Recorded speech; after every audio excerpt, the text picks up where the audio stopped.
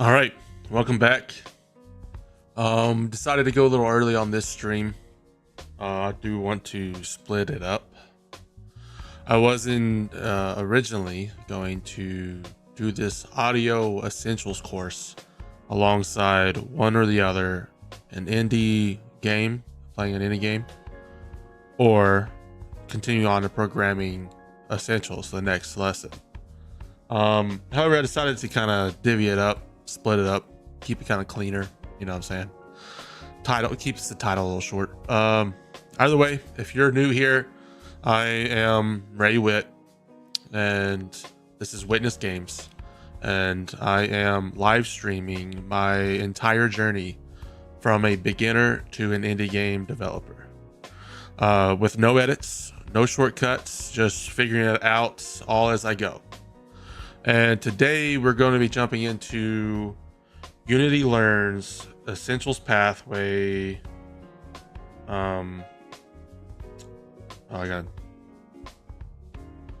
It's going to be Audio Essentials.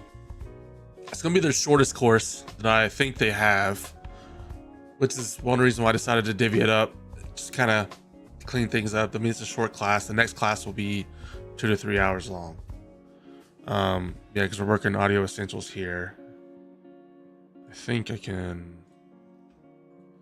give you a better understanding of what I'm talking about here. But I'm going to be running through this portion, the Audio Essentials, implementing spatial 3D audio in a kitchen scene that immerses the user in a unique soundscape.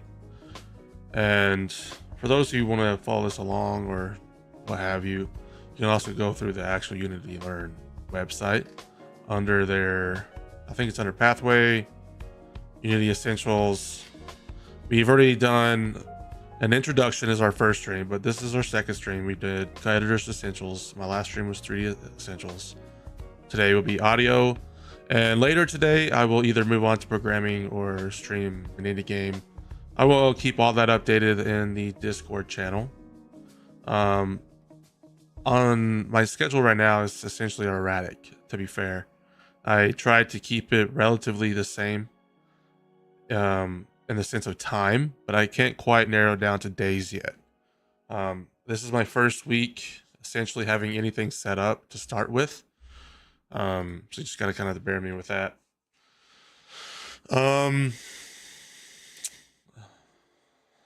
Yeah, well, I won't gabble on too much. Let's move on here. Create an immersive soundscape. We're going to be bringing a kitchen scene to life with audio, including some background music, a boiling pot of water, and even some birds chirping outside. Now, since this is actually going to be a audio course here, I think it is best to turn off the audio in the background. All right. Let's see what this is going to be about.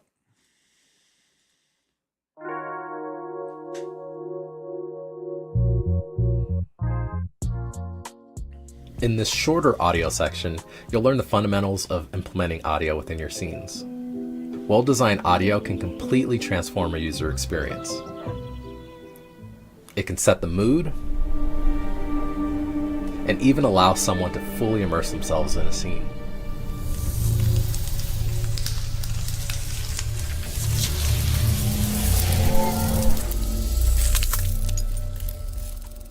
In these tutorials, your goal is to bring a kitchen scene to life with sound. First, you'll add a boiling pot to the stove. Then you'll give it realistic spatial audio, making it seem like the sound is really coming from that point in 3D space. You'll set the mood with some background music, learning how to work with 2D audio. Finally, you'll add an extra layer of immersion with the sounds of birds chirping outside. Soon, you'll have a solid grasp of adding and mixing different types of audio to create rich, immersive soundscapes in Unity.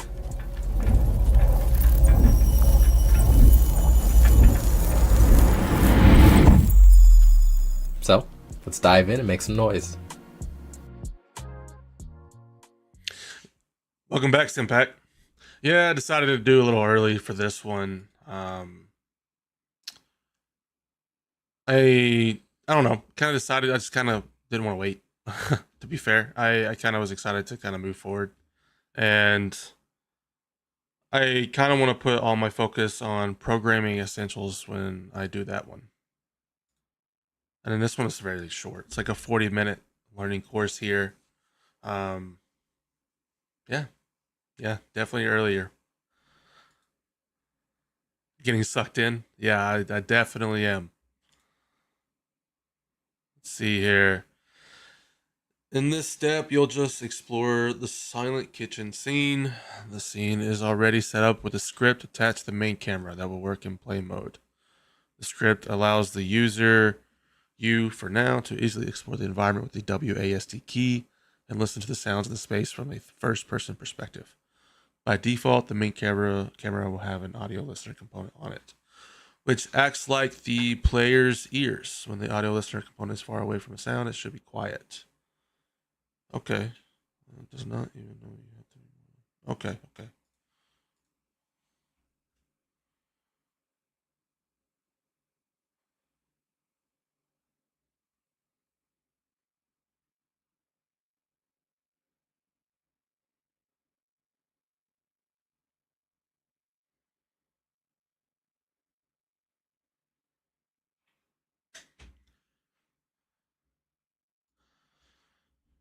So I'm pretty sure I need to actually open the kitchen scene. Okay. Let me see here. Let me go ahead and push play. Oh, I forgot I changed the the color. Kind of threw me off. Whoa, what is going on? Hmm. This is my other mouse. Let's try that again. I have a good feeling that's not supposed to do that. What the hell? All right, hold on. Okay.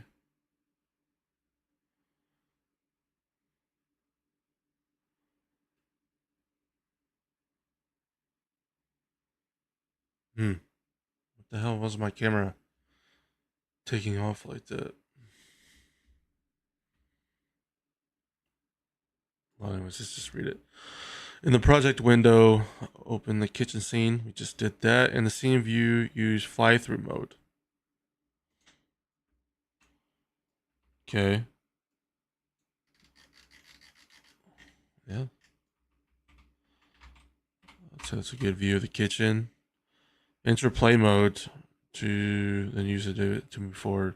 So maybe I don't need to use. So I can move, but it keeps moving on its own. You know, it used to do that if I had two mouses plugged in, but I don't. Okay, and now it paused. Hmm. Check something here.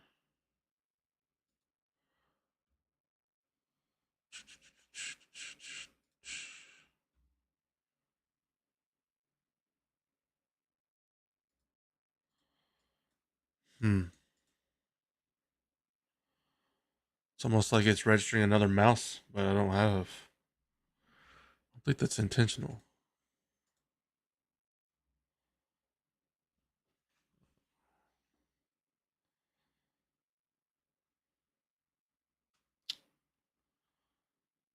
I gotta say, it's definitely different without having my background music playing, though.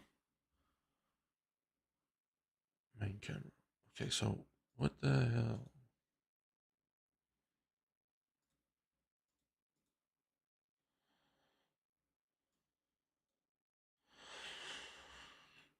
Okay, I did locate the audio listener, but the thing is, when I try to do the play mode, it just takes off on its own. Why would it do that? I don't have any control of it.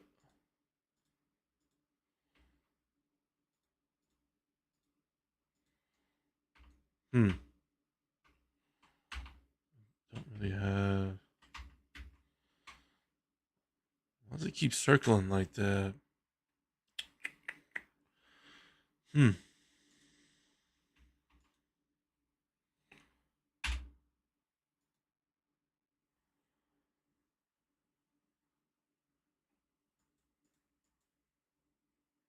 Maybe if I reopen the scene here, let me see.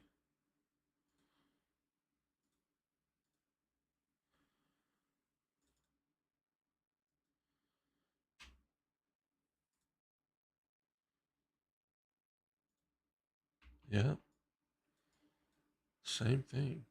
What the hell? Is it because it's not registering? Hold on.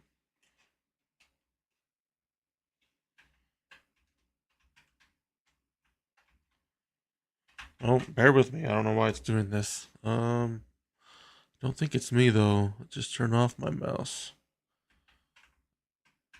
And then if I use WASD versus... Huh. Well, shoot. Why would it do that? It's going to make it very difficult to complete this course.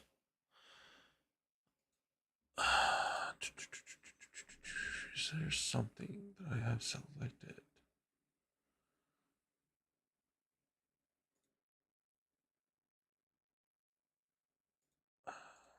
There's nothing that he did. You just press play and use WASD.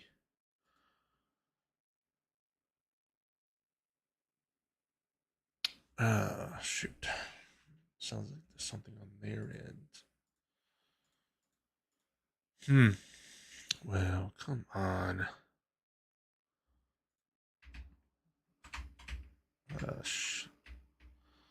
So it got a constant command to move for some reason. I can only slightly change the direction.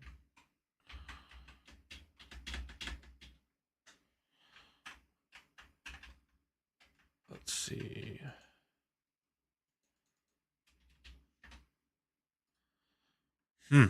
What the heck? So the camera is going to affect that. Try. Yeah, that is weird. I don't know. Let you see the camera, but like this piece here, or you want to see the? Hold on.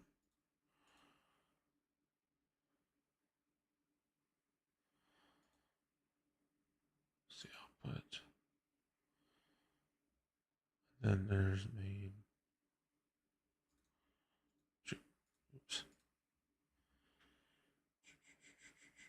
Yeah, it's strange. The simple camera controllers was controlling the camera movement. The simple camera controller, this right here. Okay. So if I, correct me if I'm wrong, if I turn it off,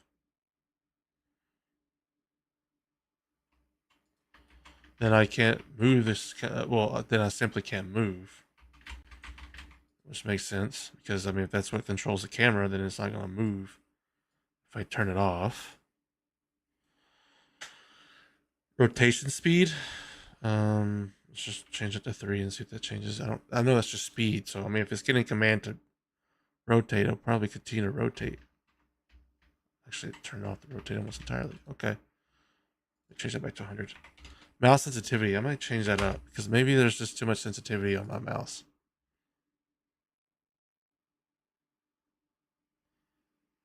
Oh, it's the other way around. Okay, never mind.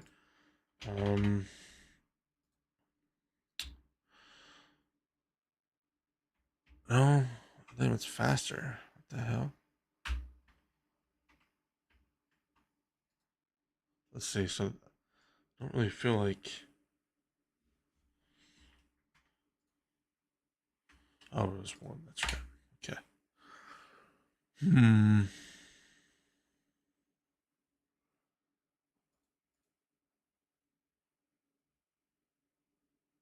Yeah, it is. It's definitely acting like there's some keys pressed. So I used to run into issues like this if I had a secondary 3D mouse plugged in. I wonder if 3D connection is running in the background.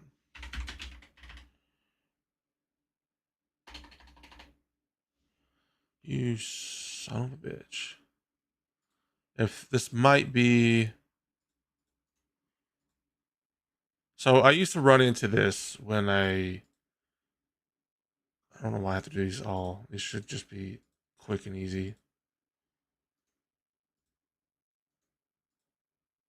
Okay, let me try now. Let me see. Nope. Okay. Let me see what happens if I actually plug in the 3D mouse again. Because I did plug it in yesterday. So sometimes I do run into... I don't think it has anything to do with it. I don't think the 3D mouse is doing this. Does it say something like that in the instructions? I don't remember this. Let's see. So this is to simply open the scene. Use the fly through, right click plus WASD. Let me try holding right click, because I think that's the one thing I didn't do. No, because if I do... I think it's not registering my... I think I'm supposed to be able to... Let me see. Oh, yeah, shit. It's not going to show me there. Okay.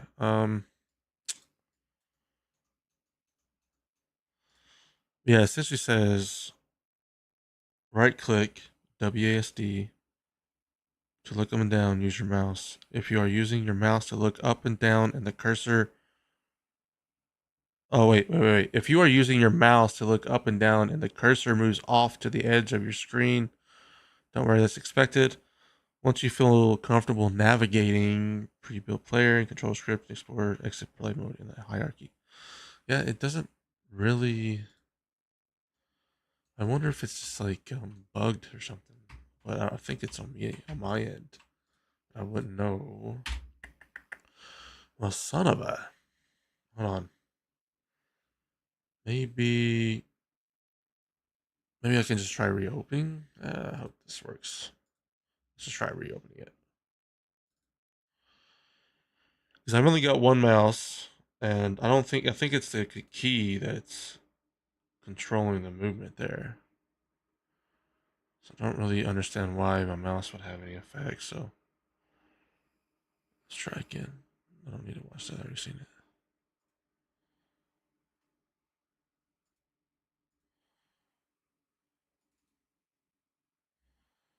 Okay, can this...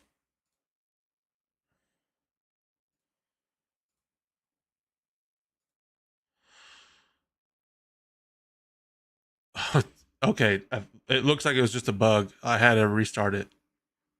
Restart the app. That's hilarious. Okay. Okay, wait. Oh, okay. Okay. What the hell? Of course, that wasted so much time. All right. Let's see if I can figure this out. Damn, this is kind of weird.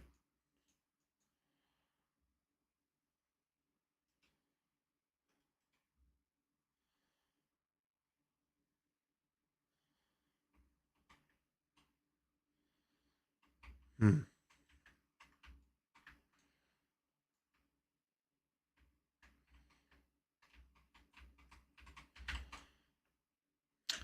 That was definitely strange.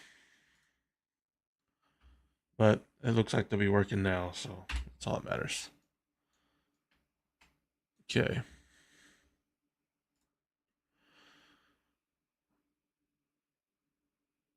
Unity 6 issues, hence why I am still on 2022.3 for now until I get some more boss out. Based off what I just saw, it's probably a good idea.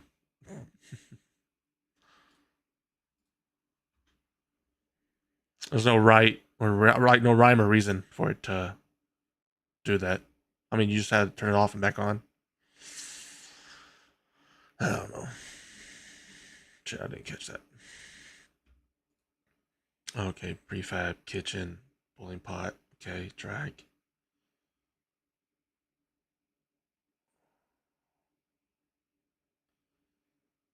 I wonder if he did that with the vertice. Yeah, it looks like he's using the vertice. Okay, okay. Let's get a little closer to the zone here.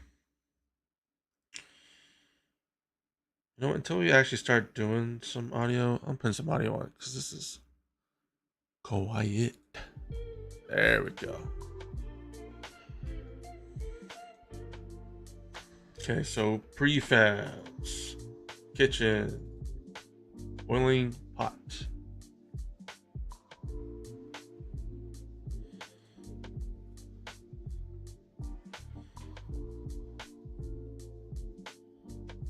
So it's got water, so it's separate components. Okay. So some shurikens in there.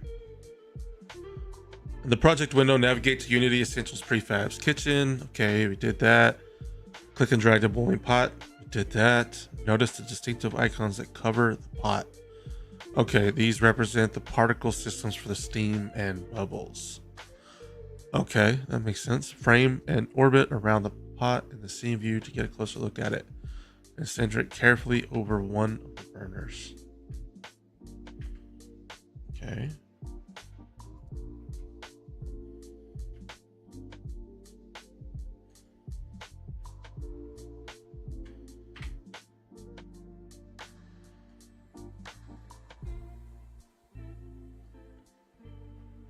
Call that pretty centered. Okay. So, okay, let's see what it looks like in action. Let's see that water.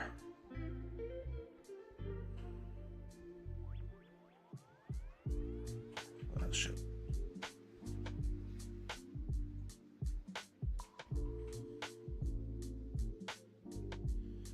All right. Now it's time to add the audio source component, which will simulate the sound of boiling water.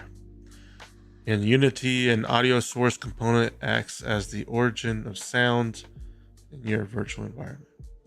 Okay. Add component. Oh, audio source. Bubble. Okay. Okay. And then loop it, of course. And then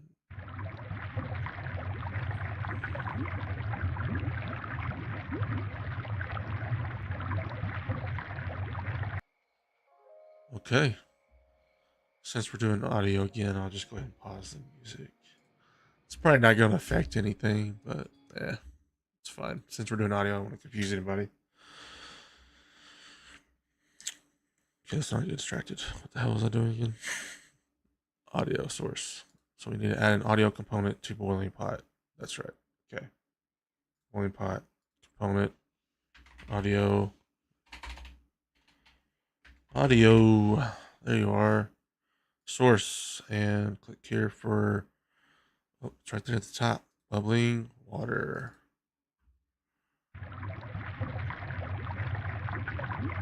Is that it? No, I had to hit loop. Ah, shit. Forgot about it. Gotta hit loop first because otherwise it's not gonna loop. It's pretty fucking it's just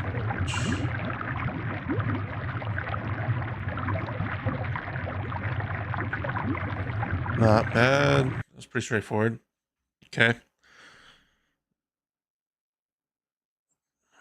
Yep.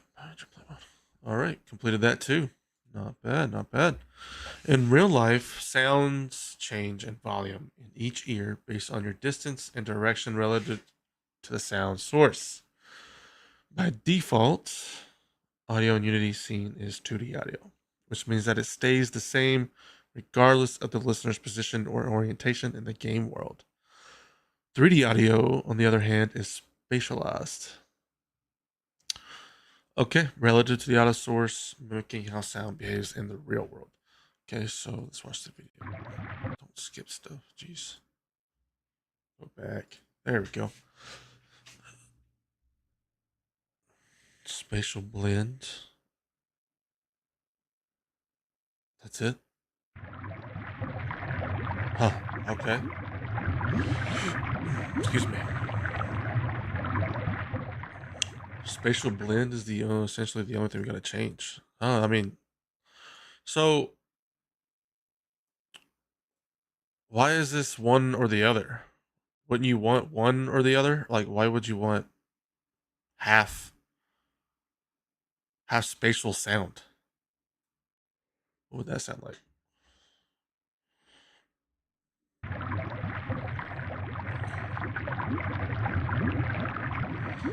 Honestly, it just kind of sounds like full control. Yeah.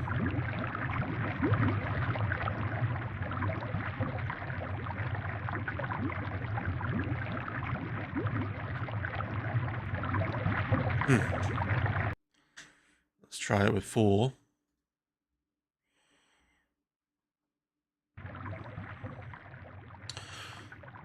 So I wonder, based off this piece, how you can make things. I'm sure we'll get there, but how you make things from distance that are like let's say you set a bomb off. Obviously, you shouldn't be able to hear boiling water from this far away, but you could hear a bomb. I wonder when you can control the level of intensity. I wonder if it's already over here. Let me see, pitch, volume. So you can control the volume. Let me see if that does anything. Let's go to like, if I can click it right, there we go. See what that does. See if that changes the distance intensity. Hey, it does. You still can hear it, but because I mean, realistically, you can't hear boiling water outside the house. This is be real. I shouldn't be able to hear that. So maybe even lower. But at least there is actually a method here.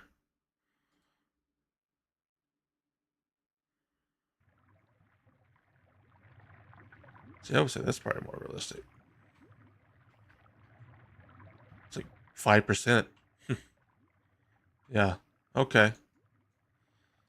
All right, I'll put that back on to 1. I don't think that's either I'm getting ahead of myself or it's not something we're just supposed to be looking at right now. All right. Pretty straightforward. In this step, you'll add background music, which sets the emotional tone of your scene. The track you select can completely alter the ambience of the scene, whether it's calm, classical piece, something more upbeat, or even something a little spooky. Okay, let's try. Right click under hierarchy, create an audio source. There's that underscore again. Whoa, he was a little faster. Okay. Oh, it's under. Okay, I see under the assets section. That makes sense.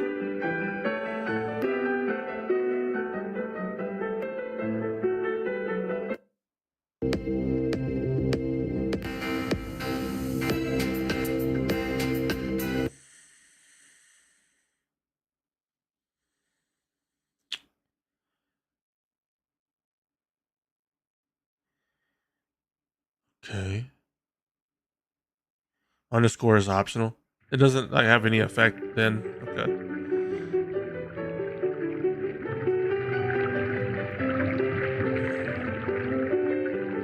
Reference only kind of deal. Damn, that music is loud. Ugh. Hope it's not too loud for everybody else. All right. Let's wind some of this up here. Then we click on audio source, and then I'm just gonna name it music actually, and then audio music. Oh, I can just do it this way.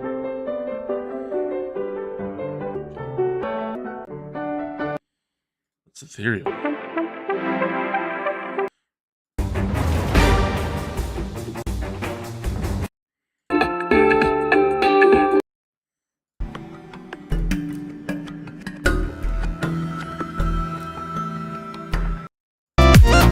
Shit. Sorry if that's loud. That B one was definitely obnoxious. Okay. Alright, so here's the inspector. I don't need to click on that. Wait. Did he just add it to the kitchen? Maybe I'm wrong here. Let's see. me see where you're at here. So he clicks.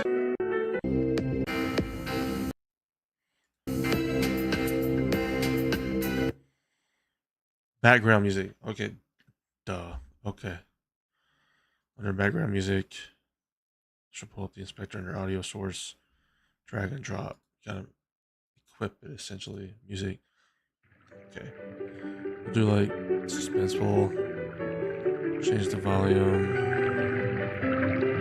2.5. Let's check it.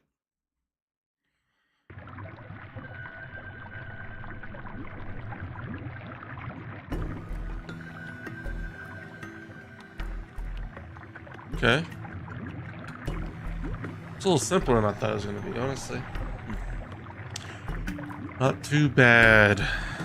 Make sure I didn't skip any steps here. Spatial blend. Okay, let me check the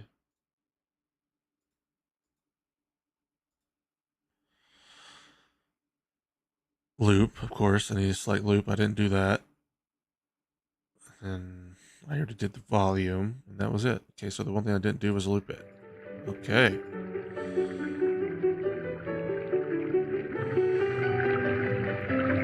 Let's check and see if it looped. Well, I mean, it's a long audio, so you probably won't have to listen to it the whole time. I know it works. All right. Still think the boiling water is extremely loud. Let's see here. Let's turn that down. Let's be real. That's too high. Should be more realistic now. Minus the just out of nowhere music.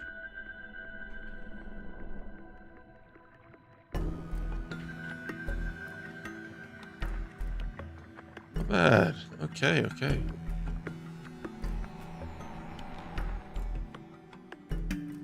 All right. Oh, it does say if you want to change the volume of the boiling pot or the music to get the balance just right. Okay, good. Remember to save your scene. Something I will always forget to do. Moving forward, add random bird sounds outside to further enrich the soundscape of your kitchen. Next, you'll add the ambient sound of birds chirping outside. Okay. Probably gonna have to add a new sound source. Okay, that's right. Named it bird. Okay. Sound. Okay. Okay. Loop it. Play on awake. So we don't loop this.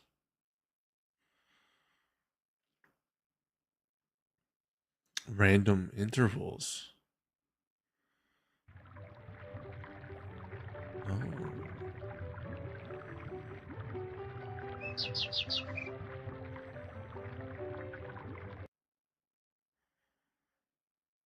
He created another one. Bird 2. The bird 3. Okay, okay.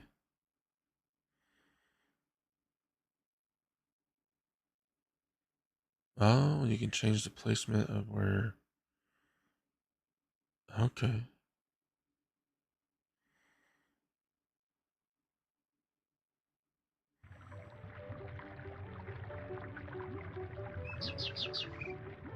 Huh. Okay. Actually, since it did that, I may actually change the placement of my music. There it is.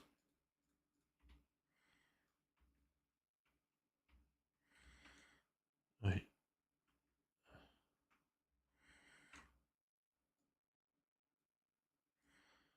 Over the center of the room. Now let's add a new sound source. Name this bird1. I can spell. Then click add sound source. And we're going with a bird here. Bird. Enter. We're also we need to add a component, and was it random? Yeah. Random. Damn it. Click the wrong button. Random intervals. I don't know what he did. Does he have it? I'm just going to do 3. I don't know. Screw it. Let me see what he says. Probably doesn't matter, but.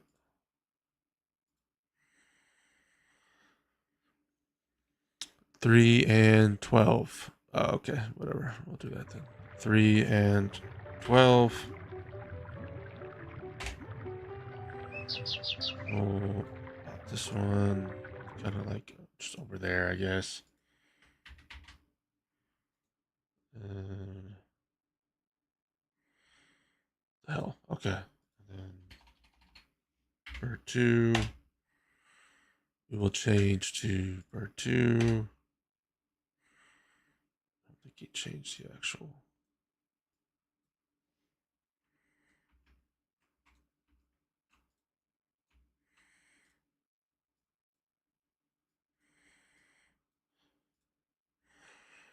And then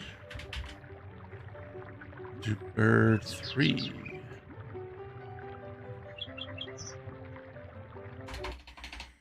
Bird 3. Bird 3. Keep that the same, I suppose.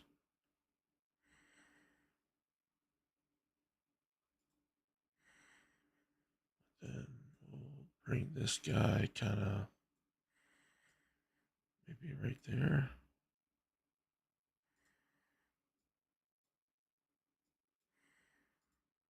Okay, let's check it. There we go.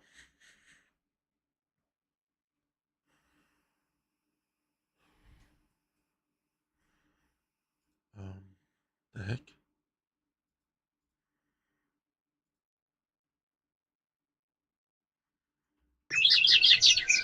Shit, that's loud.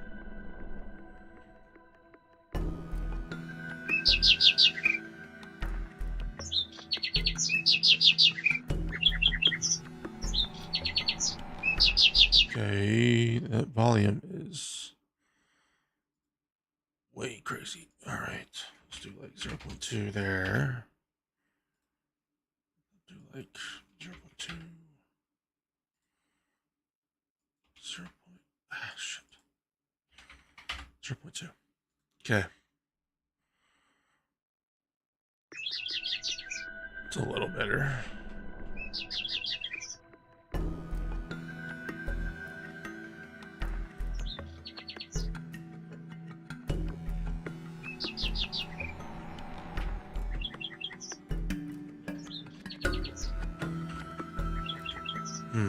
Okay. Excuse me. Okay, now let's save my scene. And then we're ready to move forward. Review and proceed to the next tutorial. That wasn't too bad, honestly. I don't think I like the sounds of the birds, but they do seem a little robotic, but I mean it's a learning tutorial, so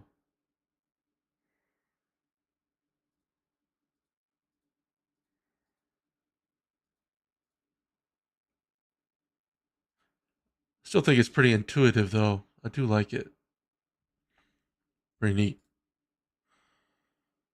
Audio Essentials. Moving to the Audio Essentials, more things to try. Try these optional activities. Of course, we're going to do them all. Build your skills and improve your project. Each challenge is tagged as easy, medium, or expert. Easy, we're going to add a humming sound coming from the refrigerator. Medium, source your background noise. Source your own background noise. Okay. Don't have any audio for that. Hopefully they provide me with an example. Okay. Expert, experiment with reverb zones. Oh, okay. To fully round out the kitchen soundscape, you can add another ambient sound to the environment, an electrical humming sound coming from the refrigerator. Okay, so simply just click refrigerator, right? Okay. Add the component, add the sound source, and then look for a fridge hum.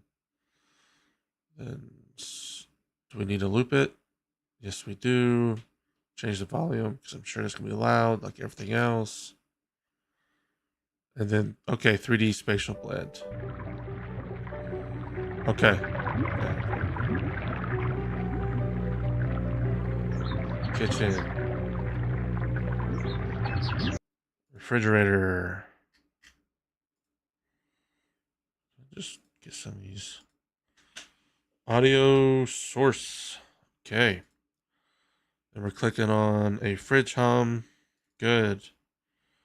Change that volume down to like, I don't know, 0.15, I guess. I don't know. And then we need to spatial blend it and loop it. Then try it.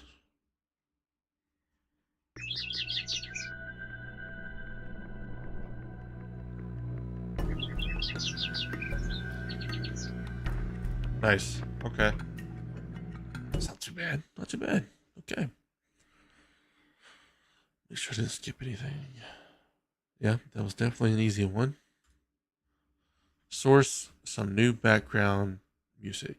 You can personalize your project by adding your own background music. The Unity Asset Store is perfect place to find.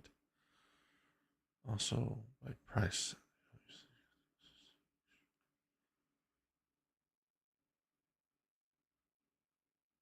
Encourage you to public this project later. Yeah, I don't think I'm gonna do that. Okay, let's browse the asset store as it suggests. You can just click this. Find an audio source. Audio. Well, since it's background noise, obviously we're going to free audio. So I'm not going to buy anything here. Damn, there's a lot. See, this is another reason why I picked Unity, man. Look, like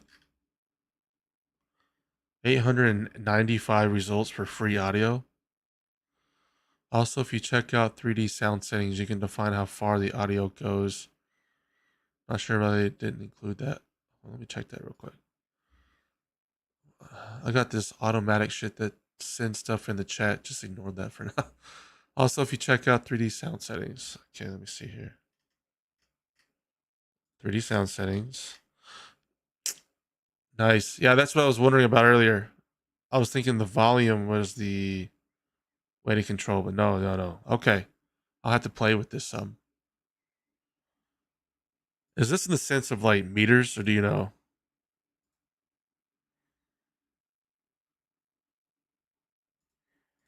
Because I'm not knowing what the relative to 1 to 500 is. Linear custom roll off? Interesting.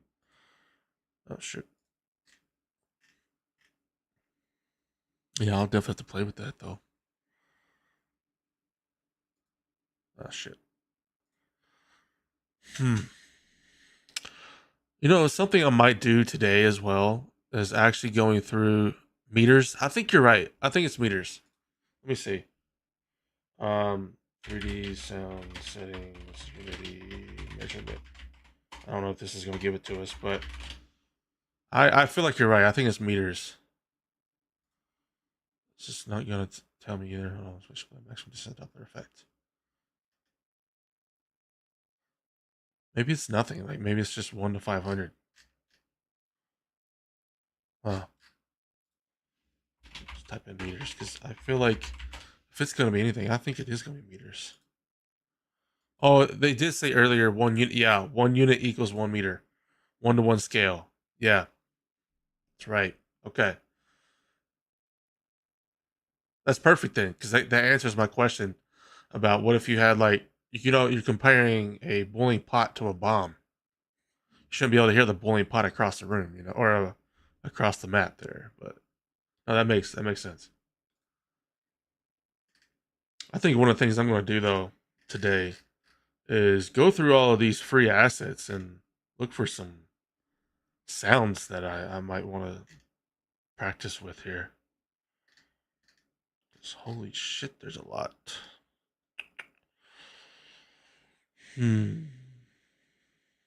Popularity. What's this? Let's just pick the first one. Let's see what's up with it.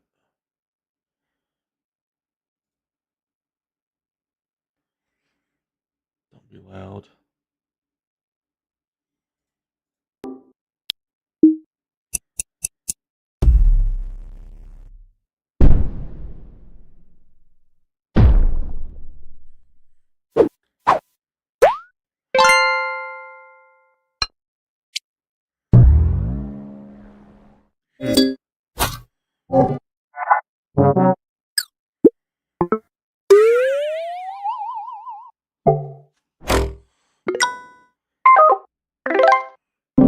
These are a little loud, aren't they? Let me turn that down.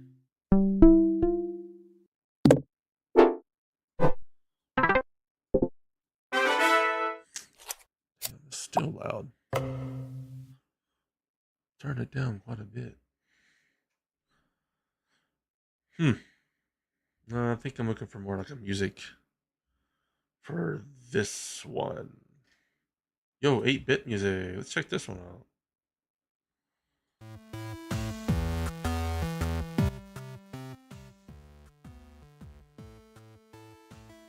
Well, this one right here, the 8-bit, the casual.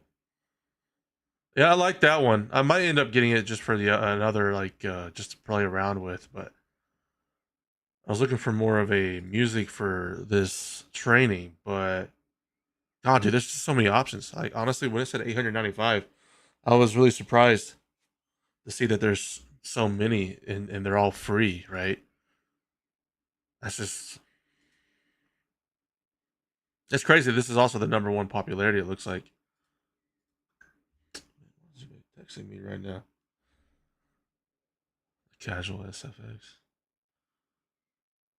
There's a lot of good ones though. RPG essentials.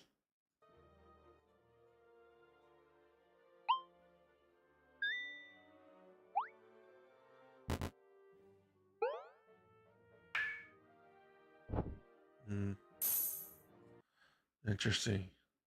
I can spend all day going through this. Let's just make something. Let's find something quick here, so we can go through this study. You don't have a test? I don't want to just grab it if I don't know it. Maybe. Well, if we're doing background, is this one? Free horror. Is this thing on? Is that on? Okay. I think we're on. Hey, everyone. Yeah, don't talk.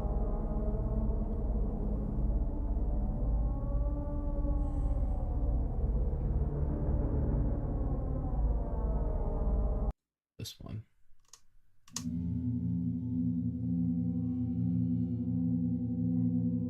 Because this is for background, right? Let's check it again.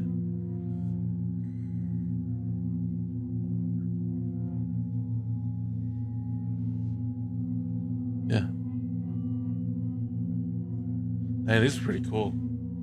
Still loud though. Holy crap. I'm gonna add that because I like that.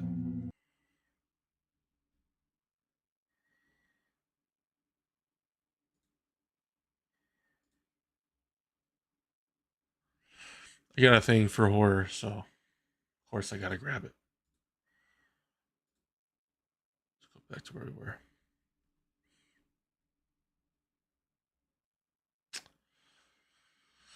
Okay, clearly you're not gonna want to do it. Or I'm lingering too long. All right, let's grab something. Ultimate Game Music Collection. Let's just see what's in this one.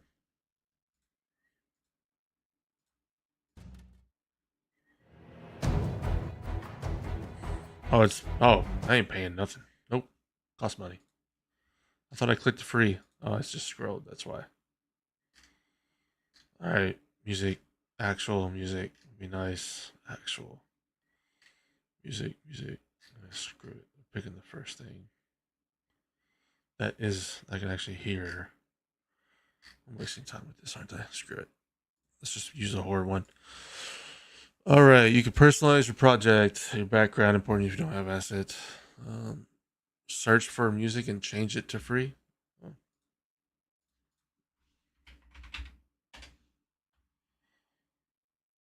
Then change it to free. The man with the tips. Nice. Thank you.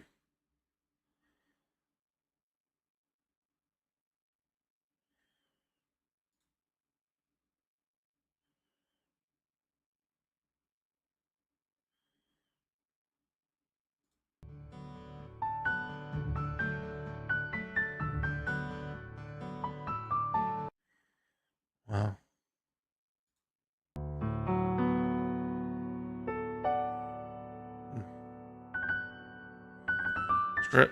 Try this one.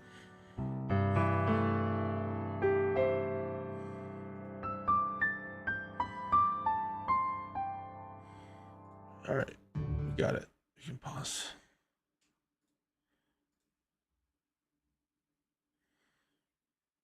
Let's download this one. I think I'll do the horror music.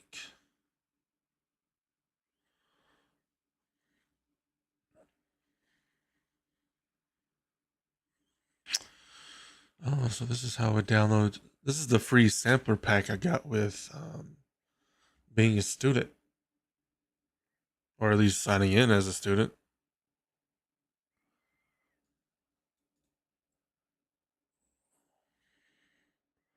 This is probably what I'll be utilizing until I actually get a little further along in the programming and understanding Unity.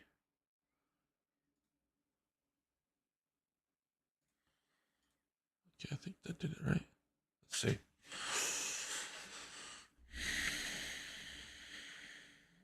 Okay, follow these instructions.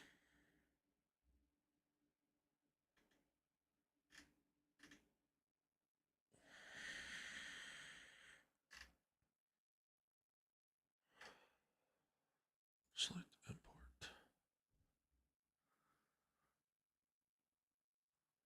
Assets. Oh wait, that's not. It's already imported though, or at least already downloaded. See, I'm doing something wrong.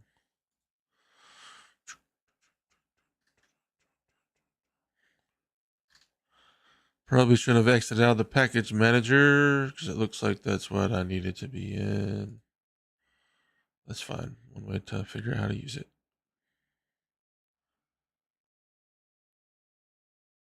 I would feel like it's under assets here. Import package, custom package. Nope, it's custom package. My assets. Ah, okay. Under my assets. Import to project.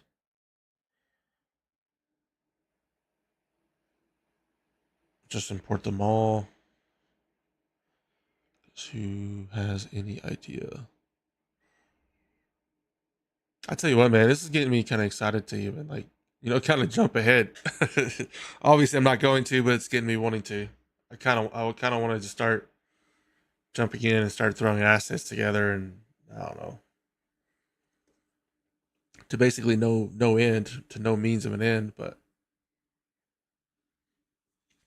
still.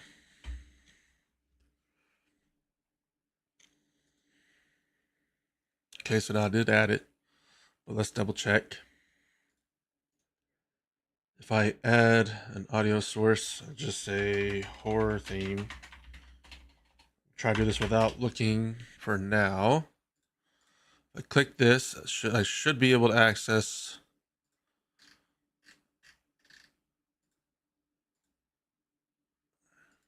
Wait, you can make this bigger. Interesting. Sorry if I'm breathing on the mic. Let's see. No, this isn't what I uploaded. Shoot. Okay, hold on. Let me go back to the. Thought it'd be as simple as that. Must be a different location.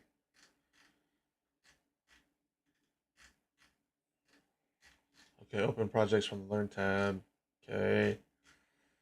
Oh. No. No. Okay, hold on. Wikimedia Commons? What is that? No, I don't care about that.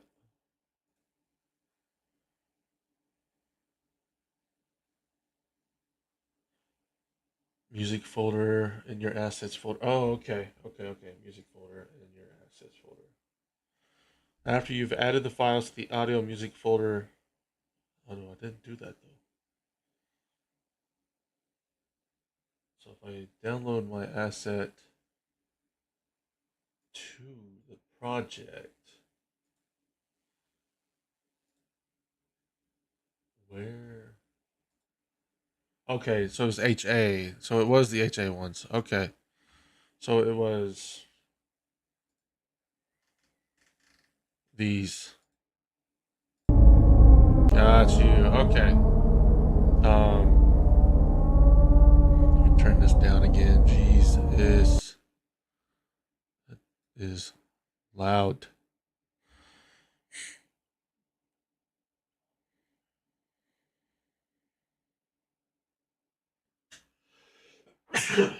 Excuse me. After you've added the file to audio, music, so what does it? Why would I need to do that when it's right here?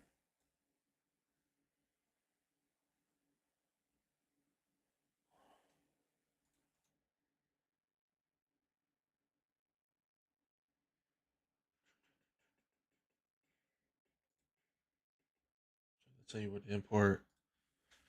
Okay, let me check what he does. I was trying to do as much as I could without him, but let's see. Oh, if I followed what you said and what he's doing, exactly what you recommended, search music, do free. Add to my assets. Okay, I did that. I did that. I opened it in Unity, which gave me to the package manager. I downloaded it. Then I imported it. Yep. Okay. I imported all of them. Okay. Then game music. Wait.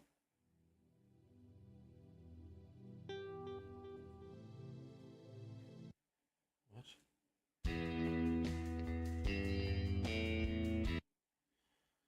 Why did his go straight to game music? What? Did he create his own there? That's confusing. Hold on.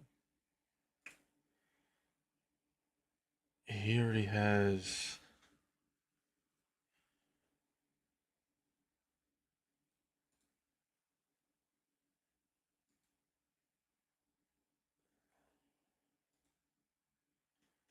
Hmm.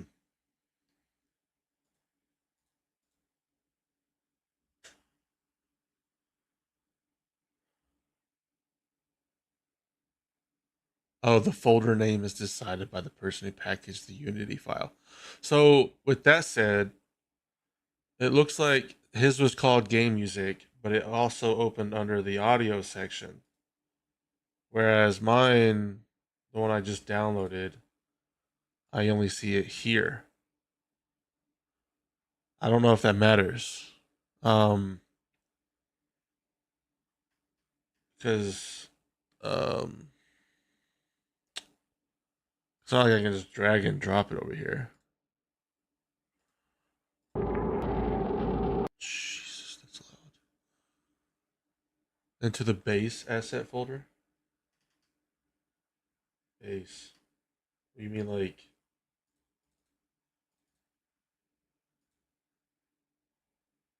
base assets?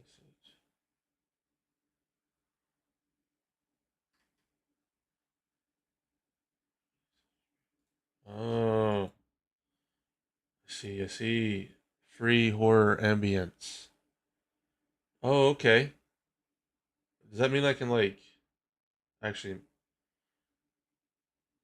Okay, okay, that makes more sense. So I can actually just put it under the audio section if I choose to.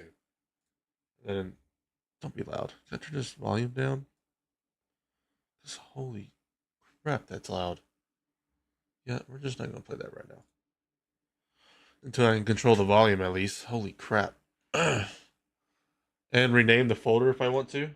Okay, let's see. Ah, sick. Okay, or themed, or themed. Perfect. Okay. So there's a lot of customization in this. And even rename the files. It won't affect the. Oh, I guess why would it when it came directly from the asset store? Okay, just do this one just for funds. Horror abomination. Keep Text me. Sweet. Don't be loud. Okay. Nice. Okay. Cool, cool. And rename the files.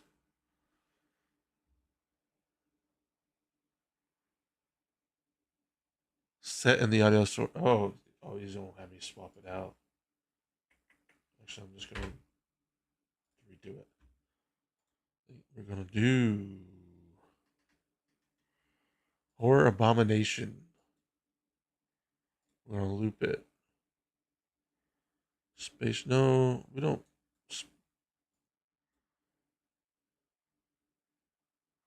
When you import an asset into Unity, it creates a copy of that file in your Unity project file. That makes sense. Okay. It's not like the original. It's basically coming directly from the asset, and then it creates a copy of that to a project file. That makes sense. Which means it allows you to customize essentially. Okay. Okay. Let's check this horror theme out.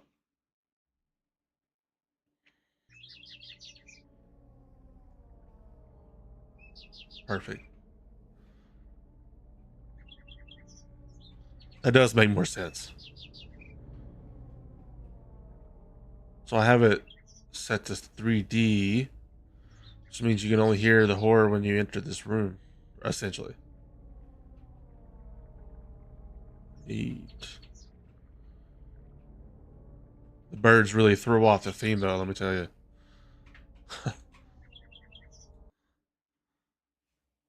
All right. I think that takes care of this one. Let's do the expert. A reverb in Unity is a spatial audio effect that stimulates the way sound reflects and reverberates in a physical space, from echoing caverns to a soundproof padded room. How do you do that? So, oh, there's an okay. Well, huh? Jeez.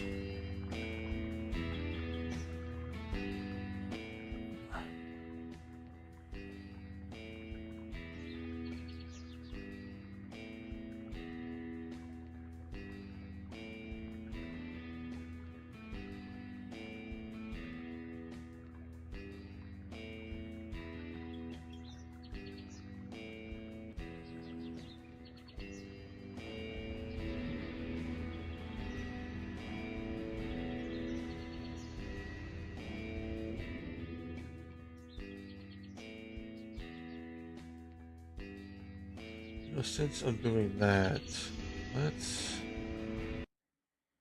lower this audio reverb. Let's change it to a room.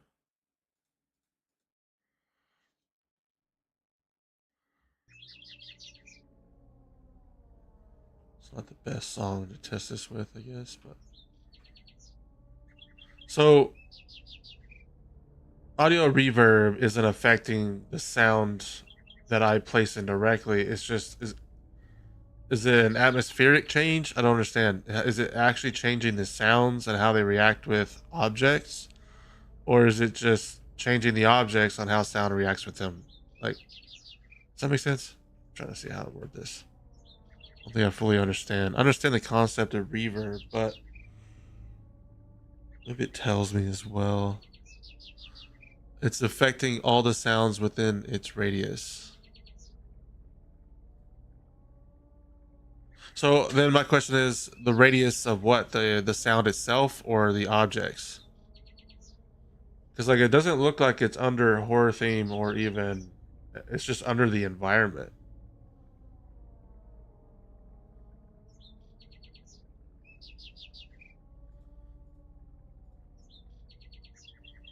Unless I put it in the wrong place.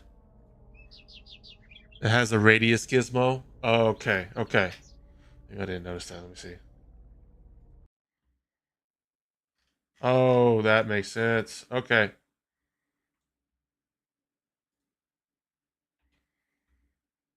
Change it.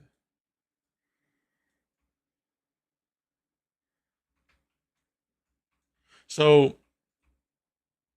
this is probably more on the technical end. So basically it affects all the sound in this area, but to what degree? Like as in like um how does it know?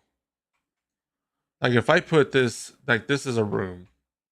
Let's say I'm walking outside the room, but I'm still in the gizmo. Is it only bouncing off a gizmo, or is it actually like it is interacting with the objects? Like if I'm outside this room here as a player and I have a sound in the room, like a radio, and I have a gizmo here to say this is a room, and I'm sitting outside, will it be muffled or will it go through the walls and then be muffled if I left the gizmo? Does that make sense? I'm probably overthinking this, but I'm just kind of curious.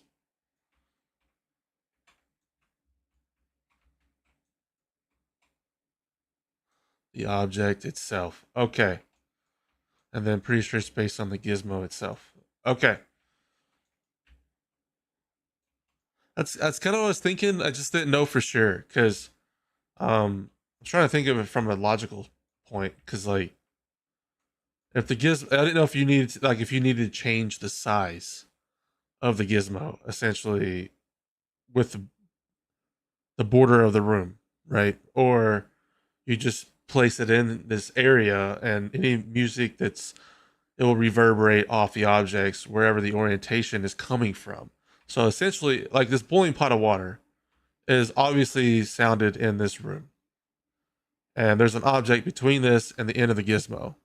But since I encompass the area saying this is a room, the reverb will be in response to the fact that this is a room and it's going to impact this object and then muffle on the other side or be removed entirely. I mean, that's kind of how I understand it, I think. So, which makes sense. I mean, it makes sense.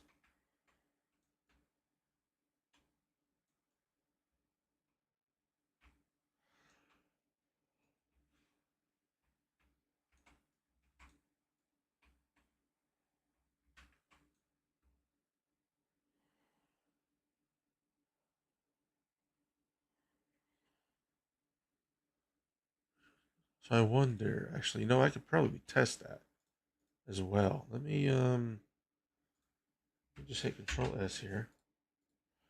I should be able to turn this volume off for this music and hit play and test the boiling water itself. Damn birds. I forgot about the birds. Let's turn their volume down too. I just want to see about the boiling water. I may need to need a spatial audio plug-in for that. Okay. Let's turn this up a little bit. Just a little quick test and see if what happens. So obviously, yeah,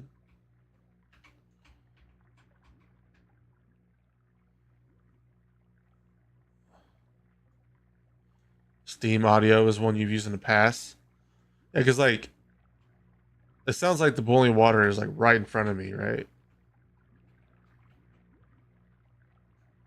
I have the audio reverb zone set to this area.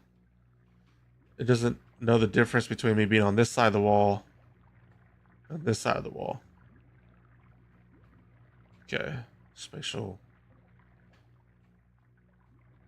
Because I mean, it does affect with distance because that's just the.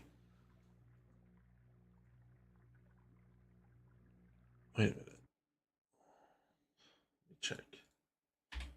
See where we're at. Did that change it 2D again? No, I didn't. Okay.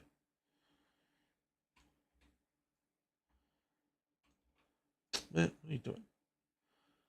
What in the hell? Okay, there we go. I don't know what the heck I was doing there, but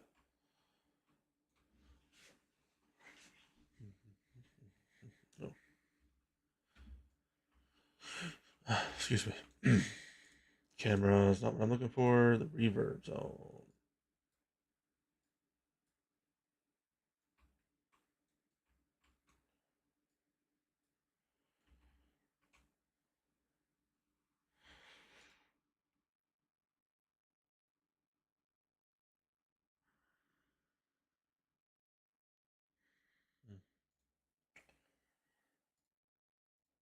distance. I wish there's a better method to see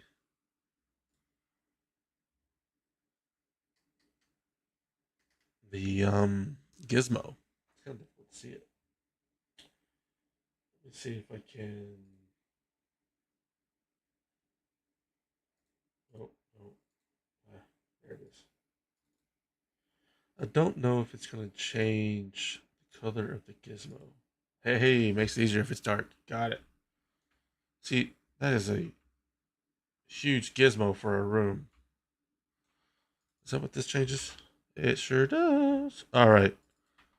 I feel like I should probably change the size of the gizmo to be a little more relative. Let's see.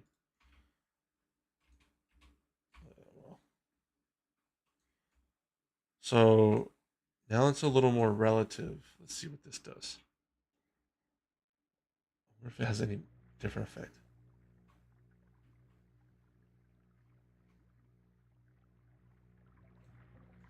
Yeah, you might be right. It might just be a plug-in kind of deal. Because it really sounds like I'm standing right next to the boiling pot of water instead of the outside of an object.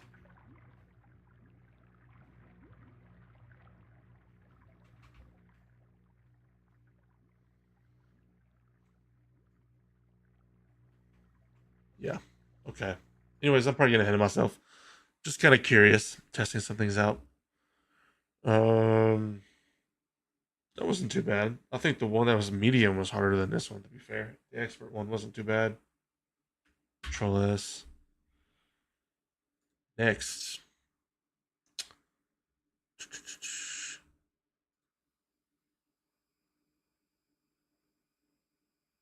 Check the 3D sound settings on the boiling. Is that bubbles, right? Is that the sound? You said check the 3D sound settings. 3D sound settings.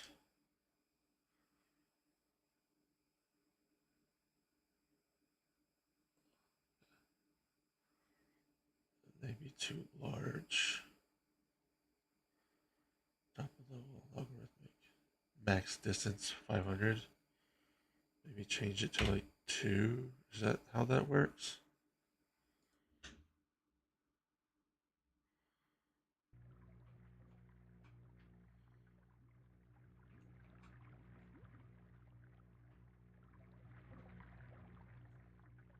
Let's try.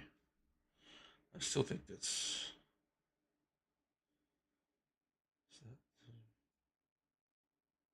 What's this do? Oh, custom raw.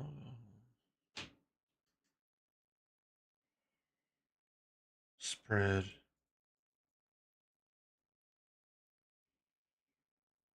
Okay.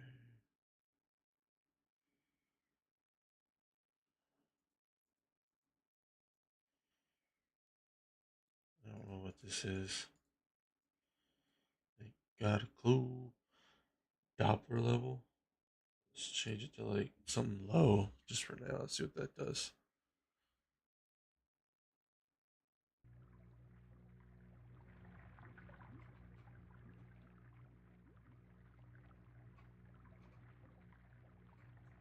Hmm.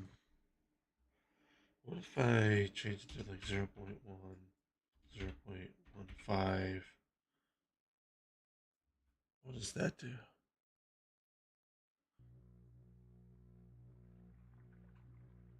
Definitely minimize the sounds. Let's check it to 0.3. So it's really just a play around. You just essentially got to play with it.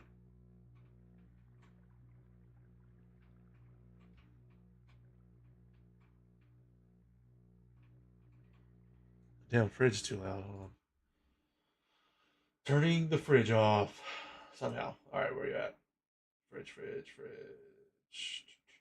Refrigerator. Sound. Audio. Off. Jeez.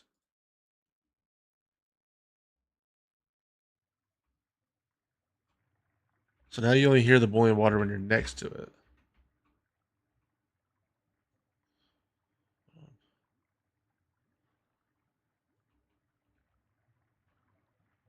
I think it's simply just playing. I mean, there might be plugins like you mentioned, but just from what I'm seeing here, it might be just playing with it. Because I can still hear it, but it's like very quiet. Let me see. Let's make it a little. Let's do like 0.5. Wait. 0.25. 0.35. Excuse me. Let's see what this did. That seems more relative to the room.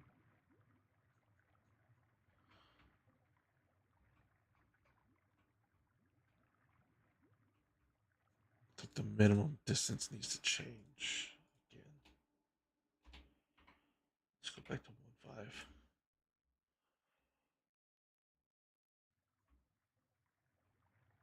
Okay.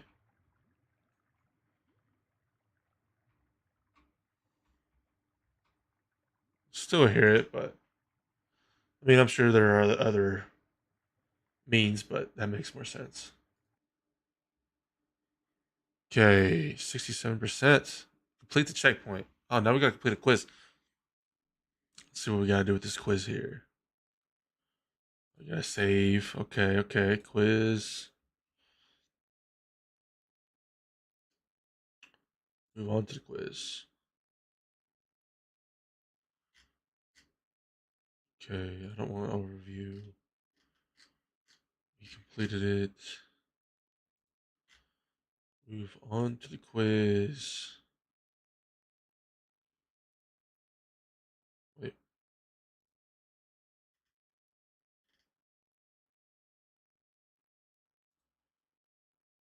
Okay.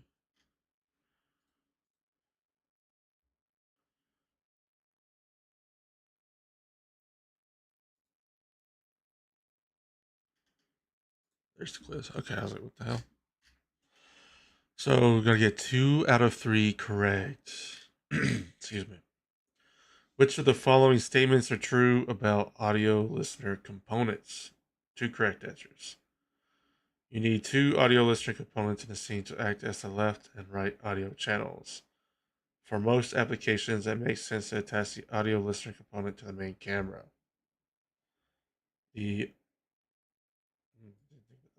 The audio listening component acts as a microphone-like device.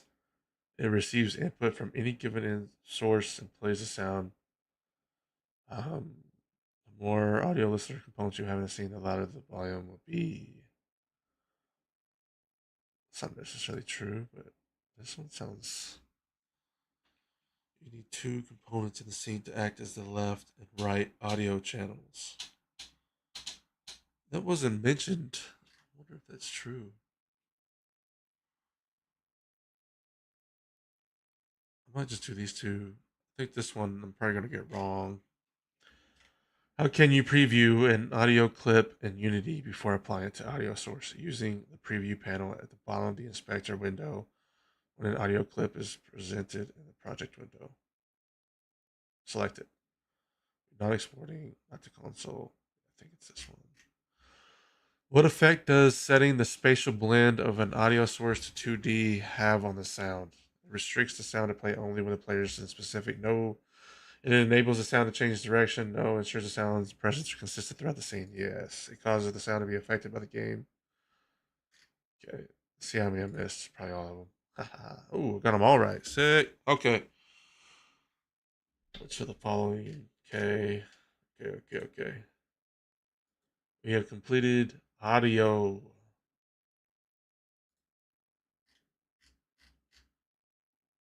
Okay, does that mean I can just.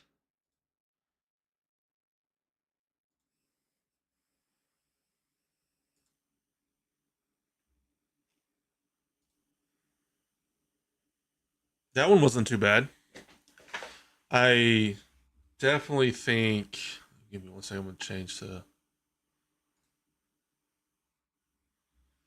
I definitely think there's a lot of play with audio and sound. I mean, it's kind of to be expected, right? But let's see here.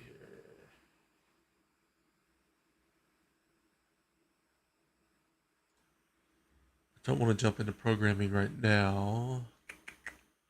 What time is it? An hour and a half? That's kind of a little short. Let me see.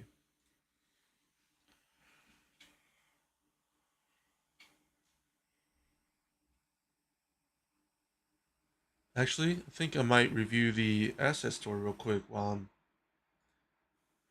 before I wrap things up with the audio session. I do intend to do the programming one. I think I want to try it, either do it tonight or at least tomorrow night. I don't know yet. Sunday nights can be off and on, so I don't know how much time I'm going to have. So, and I want to open up as much time as I can. Um, I mean, I feel like the programming is going to be the more of the challenge side for me. In the beginning, at least, I think I'll pick it up pretty quickly. But until I try it, I don't know.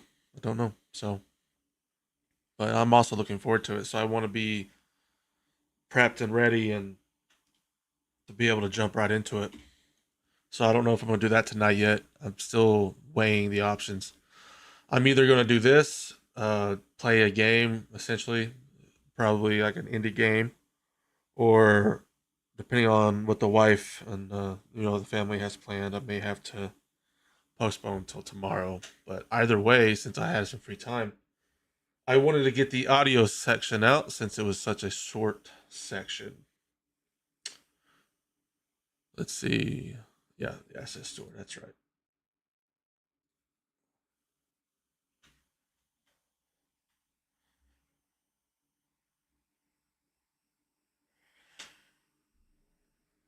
I wonder what kind of. I'm gonna check out the environmental type. Let's see. Yeah, I'm gonna check out the environments. Damn, $119. Holy shit, that's expensive. It's actually kind of pretty, man. Wow.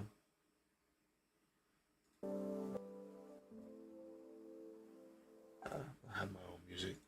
Let's see what we got.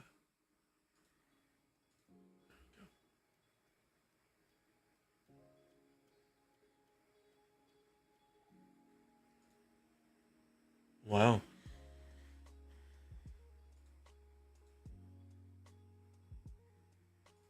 Enchanted Meadow.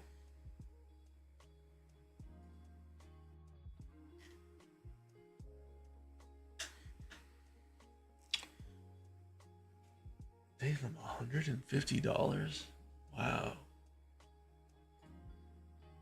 Oh, it literally comes with it. This seems pretty low poly. So I'm kind of. I mean, don't get me wrong. It still looks amazing, right? But for $150, you would think it'd be a little more complex instead of low poly. But what do I know?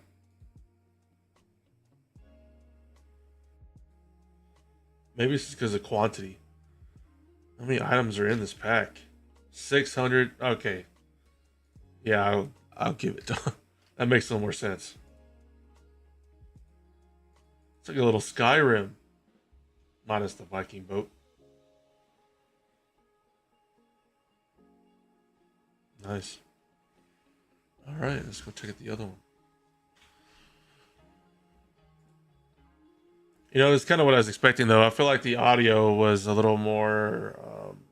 I definitely wasn't excited for it. I was excited overall. I think the audio was a little too short for my liking. I think I would have liked to see more audio in the tutorial. I'm not sure if it's just because it's simplicity for simplicity's sake. But 40 minutes to learn, I feel like one of the most key points is it's a little short. If you were to buy assets, I check Humble bundle for deals first. Yeah, okay. Does Humble bundle the a part of the asset store? Or is that like an external humble bundle? Let me see. It wouldn't just like pop up if I typed it here, would it?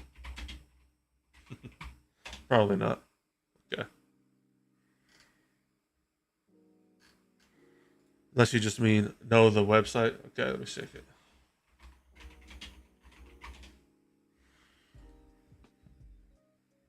Oh, there's a couple. Hold on.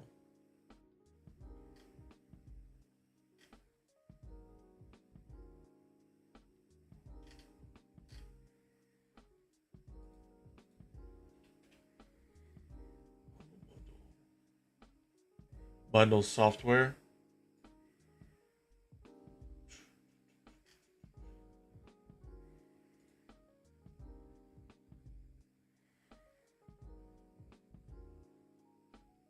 Huh.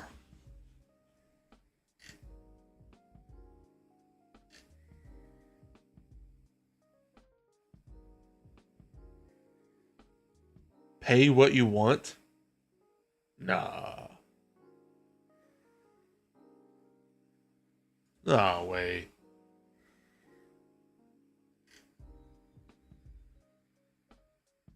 Yeah, oh, that's wild. Does it say pay what you want? $1 or more? Oh, okay. Oh, wow. Yo, that werewolf looks sick. Wow. Oh, was it a werewolf Santa Claus? Let's see if it has that Viking pack. So I do see part of it. See, this is one I would definitely like. Turn that down. It's way too loud. Particle effects. I mean, if it matched the theme of a game, but.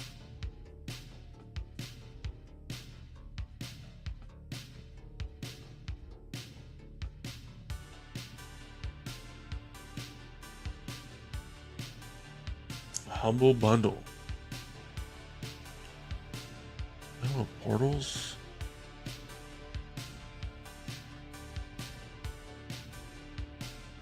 So my question to you, I know you say you have a 3D artist, but how much would you say, maybe percentage wise, would you say you had to pay for assets or none at all?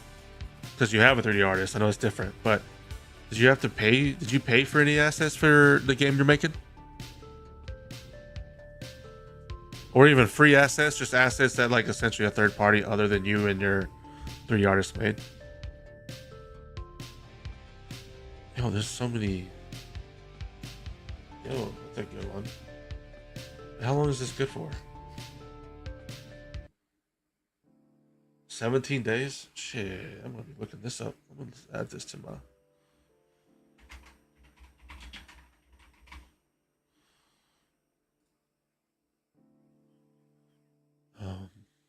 That's great. Just shit. Wrong button.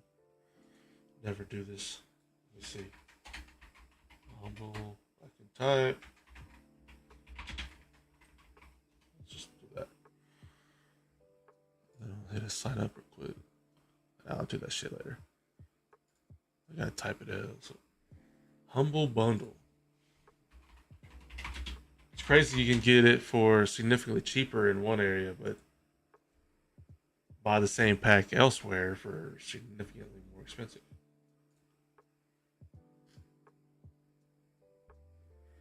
Ultimate Game Dev Music Bundle.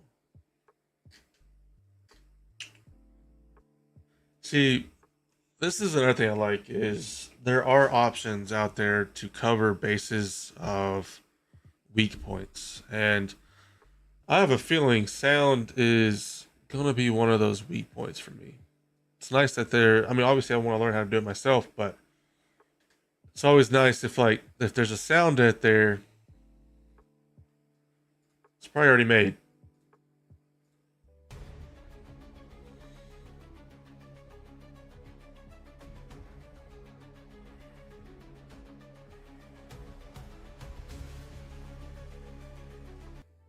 Spent nearly $200 on assets thus far, mostly bundles. No shame in buying a tool that could assist with development.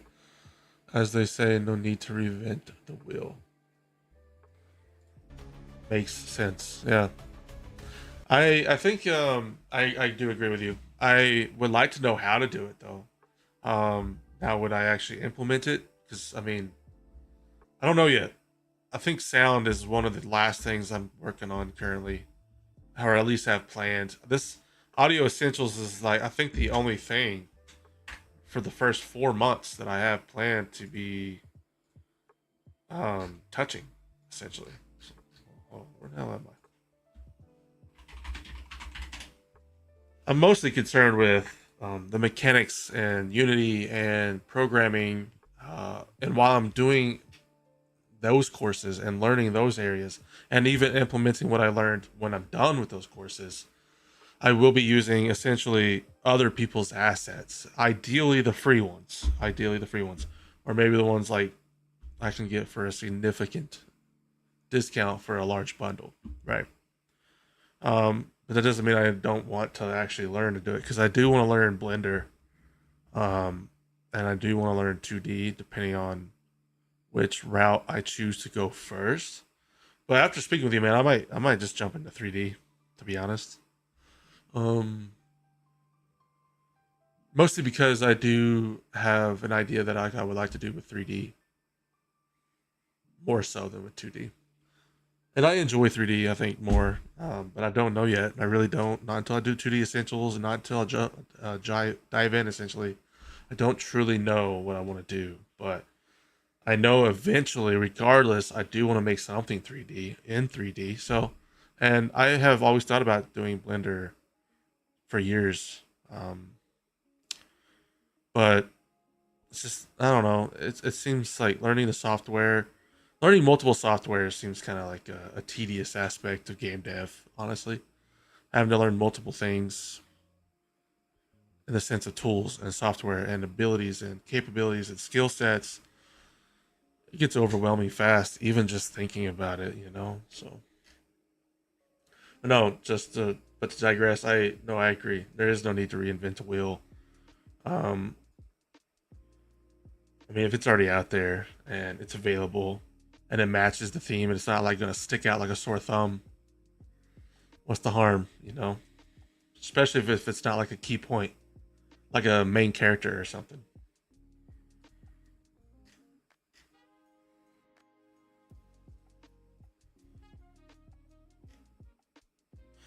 Ooh. Oh, this is for 3D printing. Wait. You know, that's something else I do on the side though. I actually do 3D printing a lot. It's another big factor why I want to learn Blender is because I actually subscribe to a couple Patreon members who provide 3D models. I wonder if I can pull it up.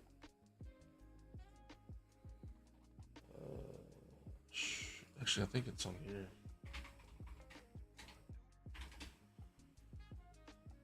Oh, why do I have a Patreon on here? Let me see. Let me see. Let me see. Let me see if I can find them. I never navigate this. I have no idea what I'm doing here. Let me just do it the hard way. So I do use CA 3D Studios. Let's go to his Instagram actually, because I think then you see kind of things it got. I've been subscribed to this guy for quite some time, and I have been subscribed to Nom Nom as well, if you're familiar. Yeah, I got access. See, I do a lot of 3D printing too, so I print like essentially most of these models at some point.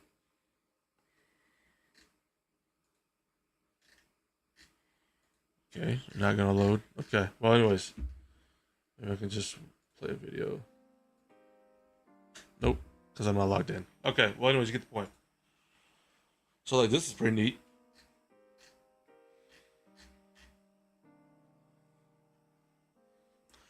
You know nothing about 3D printing? It's a lot more straightforward and it's very easy, especially when you don't have to do the modeling. Um, Actually, the printers that I actually currently have. So I have this printer as my main resin printer right now. This one right here. Let's see if I can pull it up. Yeah, I have the GK3 Ultra prints like significantly stupid good detail, like stupid good. So this is my main workhorse. But I also run the clean station that comes with it. And to be fair, I don't know. The clean station's okay. I don't know. I haven't had issues. So I have these two as well to run with it. Yeah, that review's about right. Honestly, to be fair, it's about right. But I also have, which I'm getting rid of at some point. I have the Saturn 3 Ultra as well. So this is basically the reason why I'm showing you this. This is actually a big reason why I wouldn't mind learning the 3D aspect, learning Blender, because it would also, like the same concept with the knowing C# instead of doing like visual scripting. It's useful outside of game dev. 3D modeling is very useful, obviously, for 3D printing. So it would be great to actually know how to model it myself, so I don't have to rely on paying on a Patreon or buying models and going that way, because it's expensive as hell. Like, I'll give you an example right here. This is the one closest to me that I've made, but I'll make a mess. So I got this one. If you're familiar with Lord of the Rings, I made it in a terracotta clay color.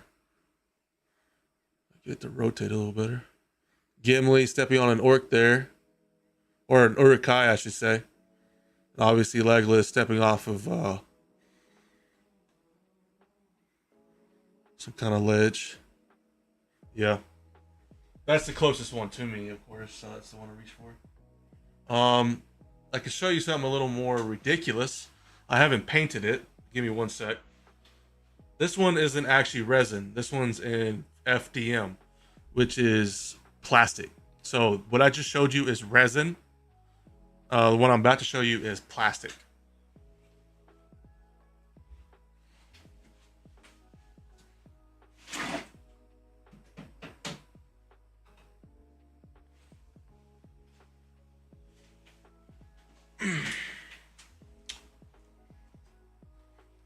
I'm just gonna leave this off because I'm probably gonna have to get back up. So I made Doomslayer. I haven't painted him, obviously. As you can tell, he's in 3 different colors. But let me get you a little closer.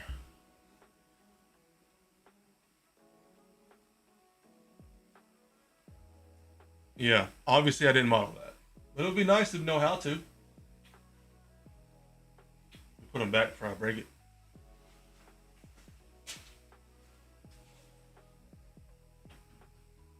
And something else that I've made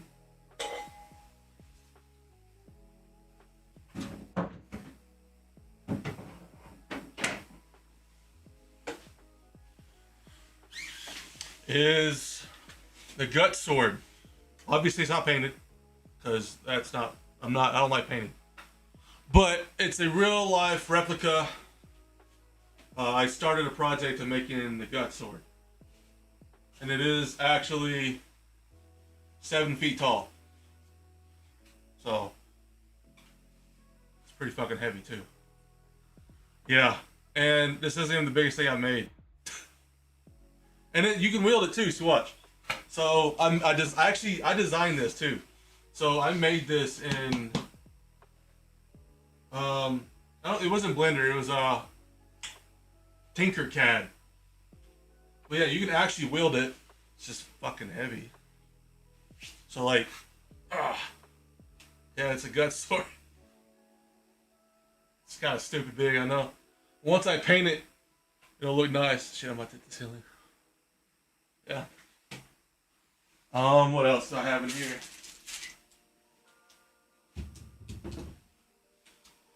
I've got a whole bunch of stuff, honestly, but I'll just show you a couple more tiny ones. I made a bust of the Predator. Obviously, I didn't design that, but I don't know if you watch anime or anything. There's Death Note Ryuk.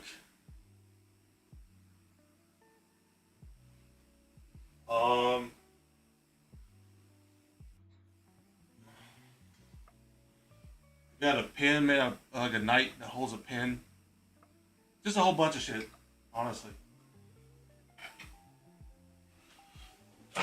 I got just a whole slew of 3D models and prints, and yeah, it's kind of just fucking all over the place. Honestly, it's just a mess. I kind of slowed down just because I was running out of room to put this stuff. Let's see. But I have this printer as well, but I'm intending to actually sell this one, because I don't use it anymore.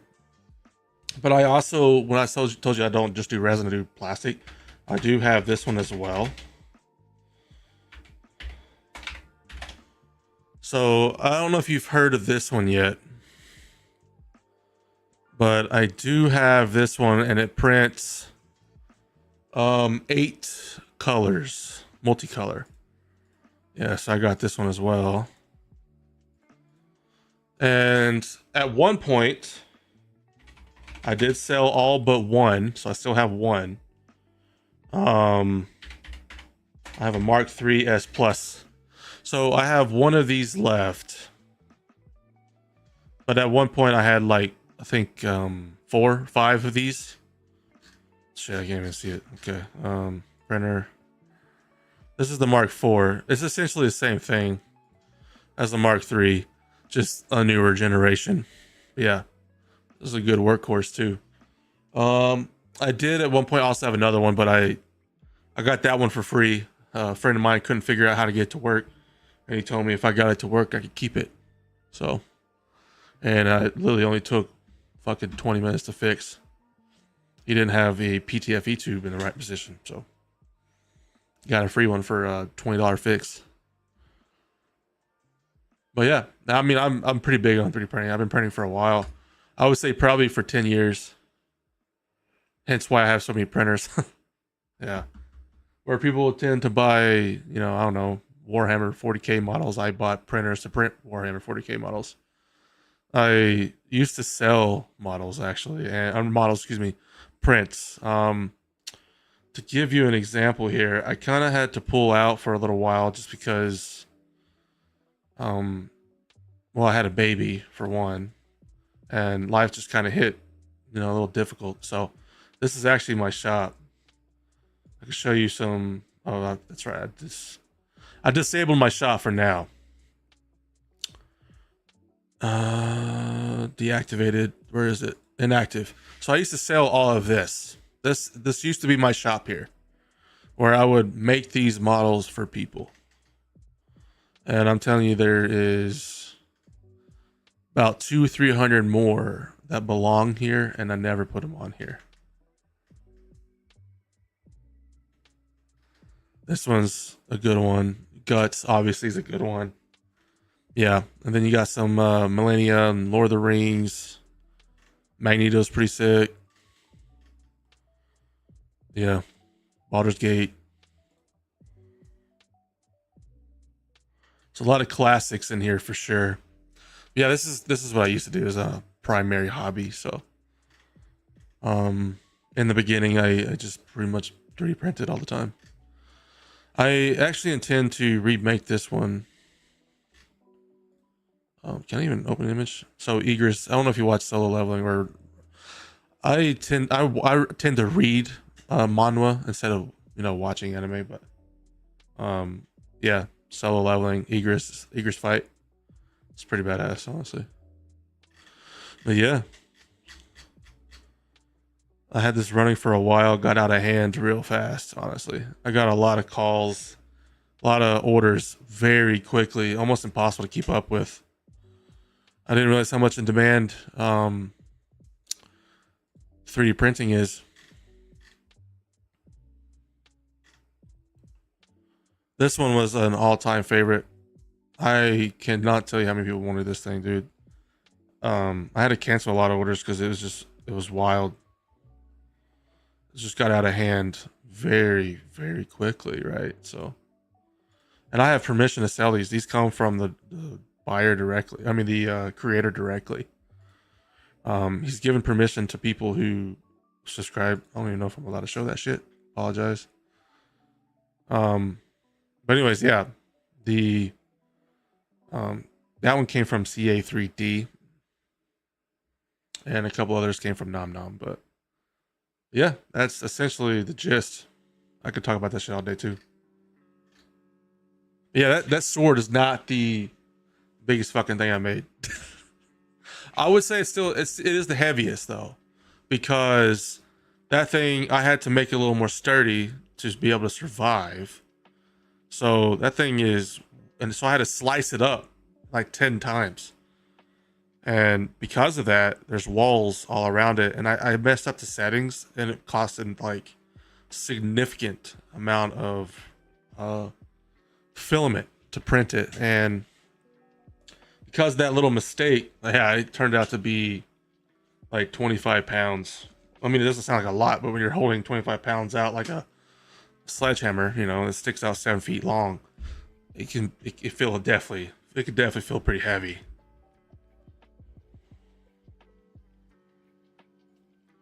Yeah, but to digress there, that's another reason I want to learn Blender here, because I won't just use it for games. I'll use it for 3D printing. Another big reason to learn the 3D aspect for me.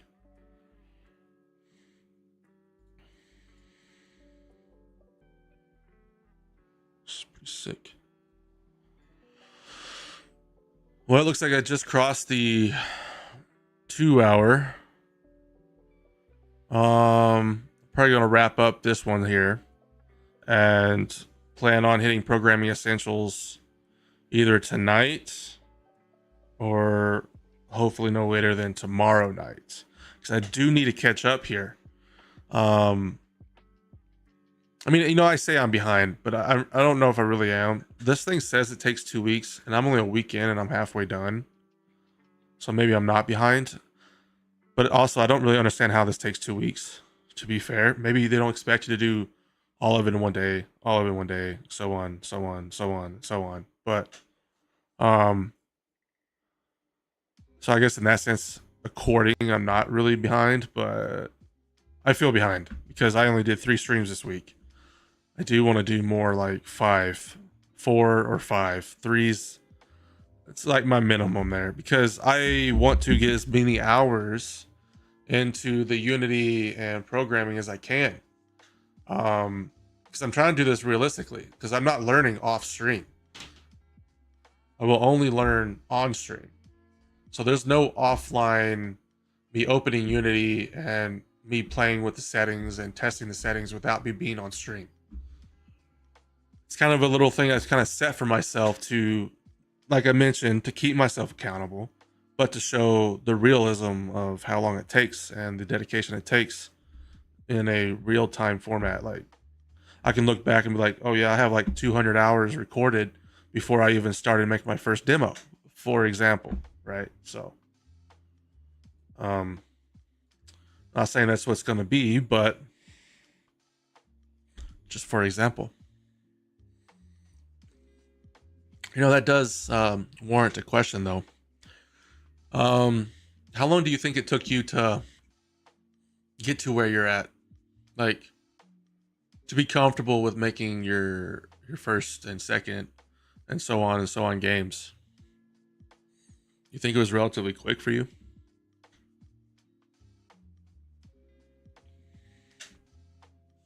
It seems like when I ask people, they it's like, oh yeah, to master it takes like 10,000 hours or some shit like that, and they've been doing it for like 7 years. And they're, I don't know, it just seems like it makes sense why some people just drop out.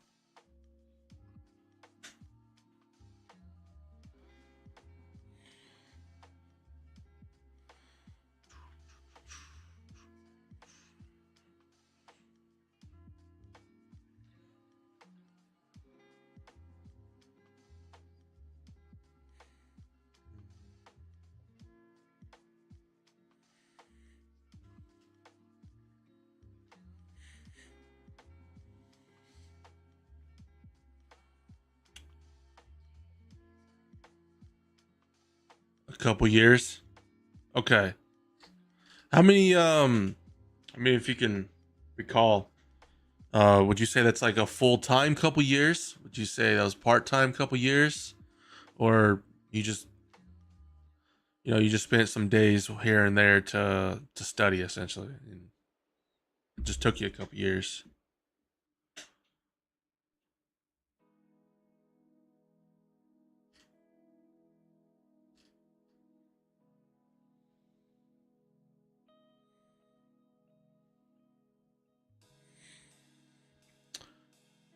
I wonder if there's a way to turn on.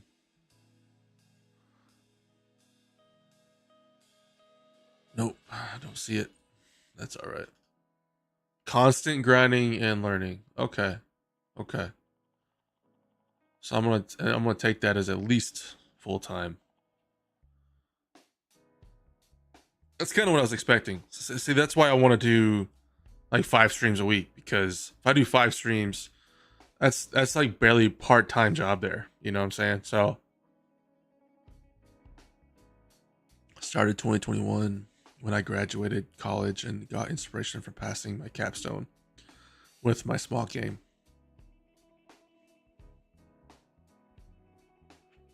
I don't think I asked. Do you have a day job as well, or do you this is your full time now? Are you able to support yourself? I'd imagine you have a daytime job too.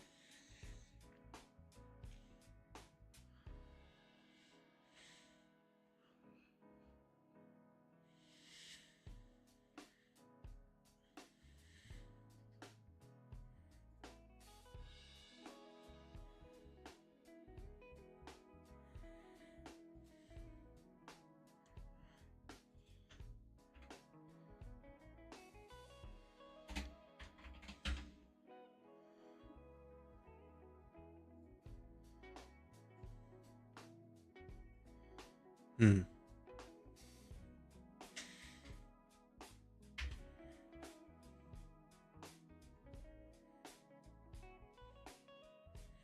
Okay. Okay.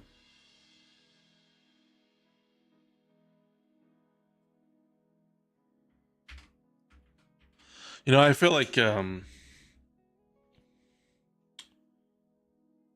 I do see a lot of developers who just kind of go for it. I don't know if they have like a huge um, bank or savings or whatever that may be, but I don't know if it seems like those are the ones that end up being like, man, I don't know how to explain it. Like they just, when you watch them, it's just like, how do they do it? You know what I mean? So I'm gonna be a guy who sticks with a day job. Well, because for one, my wife is a stay at home, and I am the essentially the sole provider. So um, in the sense of like the finances, right? So it just wouldn't make any sense for me personally not to have a day job.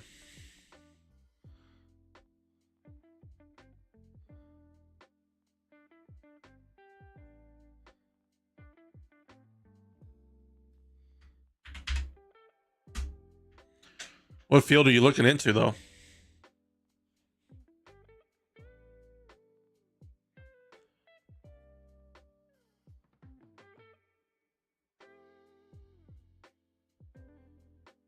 I kind of have that issue here too. I I moved here because this is where my wife's family's from, where I'm currently located. Um, I got lucky with my job I'm at right now. Man, it's like a rarity for me to find a place around here too to that's enough essentially to live on. Even though I'm an engineer, right? It's wild. Some places, man, it's just getting worse instead of it getting better. So I feel you. In certain fields and certain areas, right? This area does not do well with engineering. And I don't know, but some reason medical, this is the place. Honestly, there's so much job openings for medical field where I'm at that it's stupid. Like it's just like so much. If you look at Indeed, they got like 50 jobs for an area. Like I don't even know how they support it. Look at engineering, they'll low pay you. They'll give you like $20 an hour to be an engineer here. like a full-blooded like bachelor's in science and electrical engineering, they'll give you $20 an hour. And then you can work across the street at McDonald's for that. It makes no sense. But I got lucky enough to get put into a position that's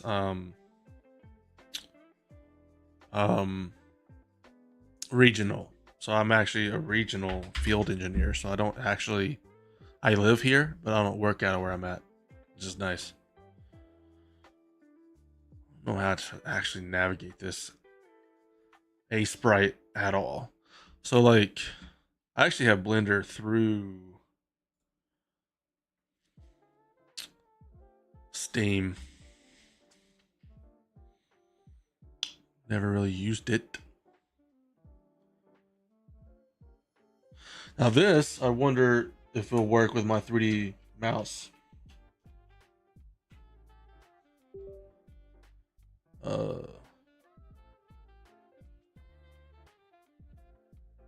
IT? Okay. Yeah, actually, you know what, man? I even here, IT is like, it's difficult to get into. I work with IT guys. I mean, as a field engineer, I go to certain locations and I have to work with IT, and we just talk about anything. And some of these guys I talked to was related to the workforce, and it's difficult even here for people to get new employees or to meet a quota or something like that. It's almost like they're overworked and underpaid. This is just shit, man. It just sucks. Yay, there we go. It does work. Jesus, backwards. I don't like inverted. I don't know how to use it. Shit, dude, that's confusing. It should just be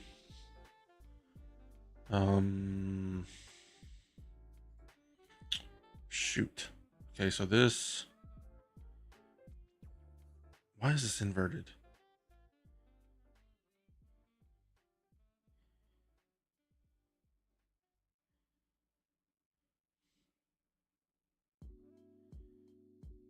If I turn it around, let me see.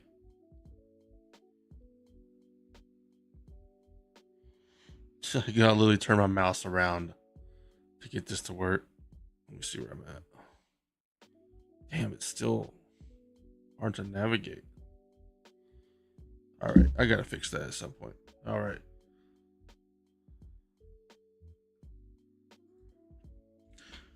My previous job though was I was actually an aviation engineer. I worked in Boeing, if you're familiar with the aeronautical side of things, but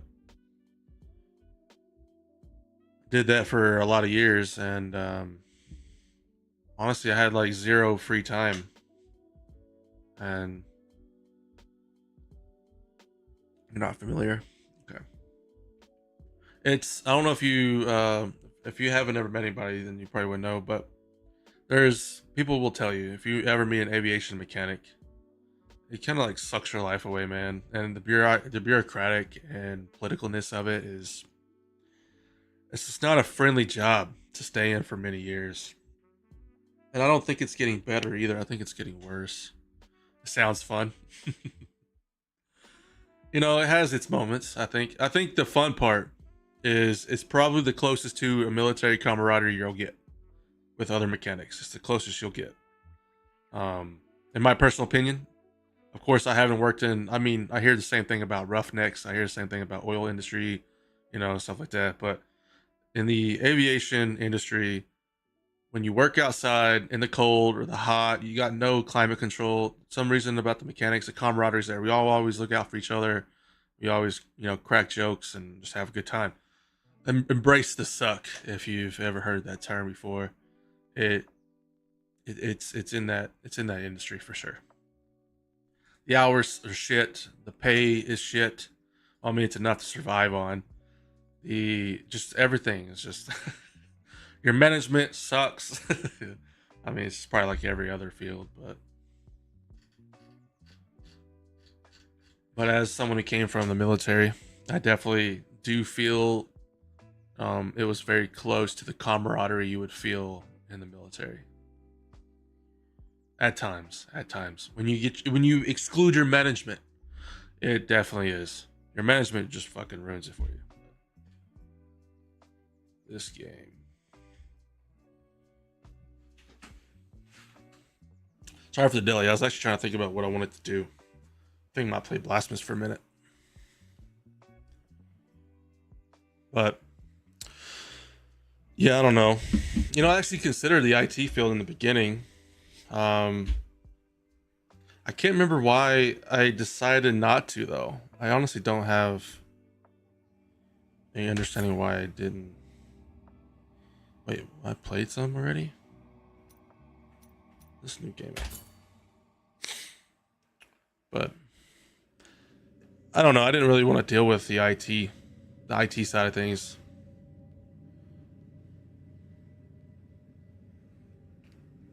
I think I was ideally in the beginning, I was looking at it as at the wrong perspective.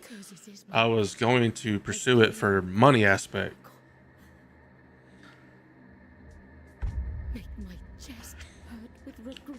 Because at that time where I'm from, they pay you a lot where I was at. And they were in demand.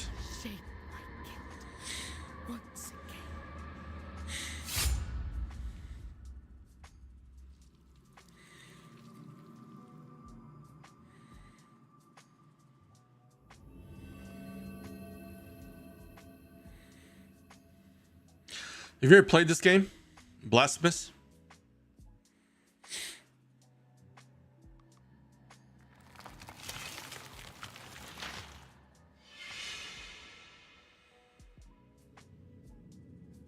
And thus, guilt, repentance, mourning, and every pain of the soul You watching her streamer do it? Okay.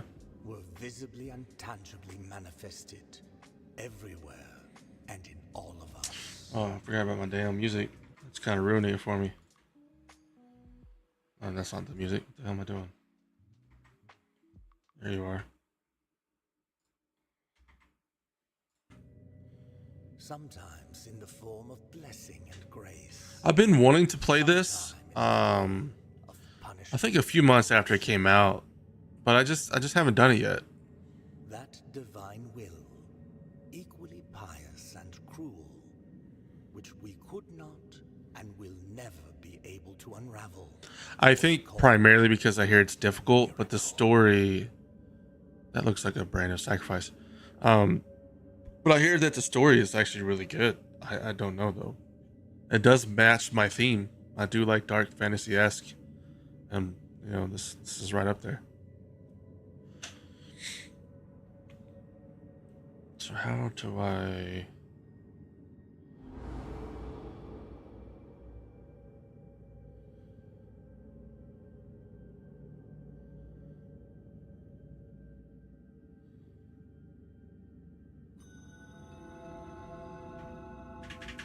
So I was actually thinking that like when I was reviewing my own games to come up with an idea in the beginning that this would be a cool game to like hop onto and try to make, you know, like a concept like this. Okay, so that's how you do that. Does it click? Nope.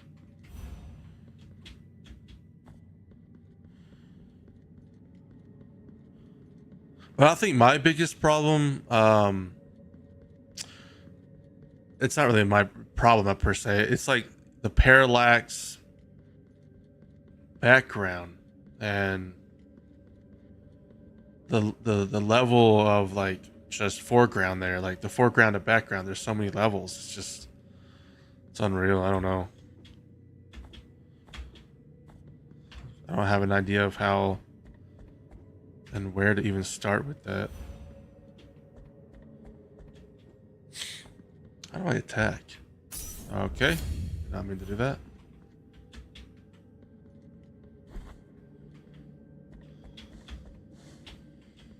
Wait.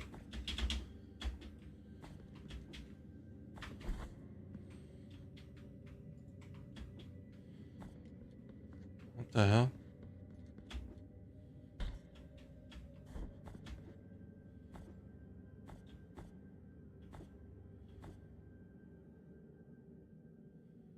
with some movement. Multiple PNGs layered at a distance with some movement. I think I saw Thomas Brush's video do that. I think he showed some of that with his I might just start a game. I have no idea what the hell I'm doing. I think he showed some of that. Where like each layer has a different speed as you walk by or walk through the game. To kind of create that multiple layer effect, essentially. What the hell's going on? Is there a way to...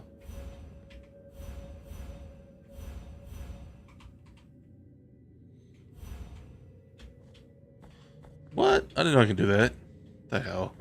Okay, so that is the way. Okay.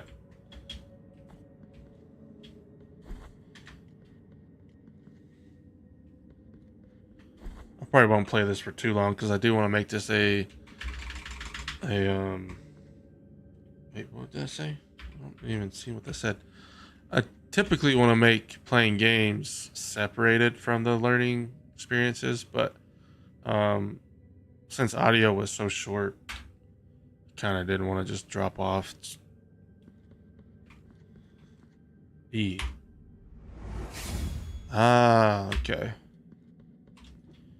I think this game looks gorgeous. See, the thing is, when I think of 2D and the quality that I want to make a 2D game, it's like this, but this is obviously out of scope. But just because, like, I don't know, something about it, it just looks really, really fucking good. Excuse my language.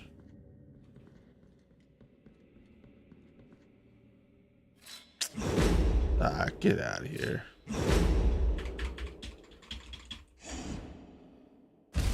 Yo, how do I even attack?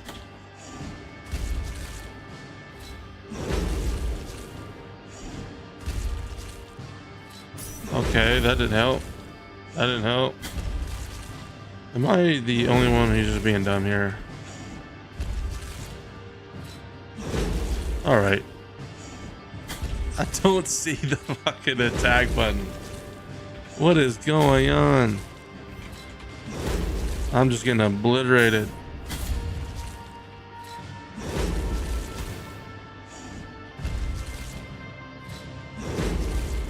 Don't tell me it's not working.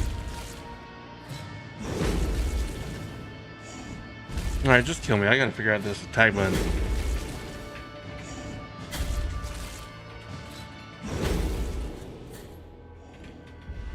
What the hell? None of the yeah, let me see if I can find a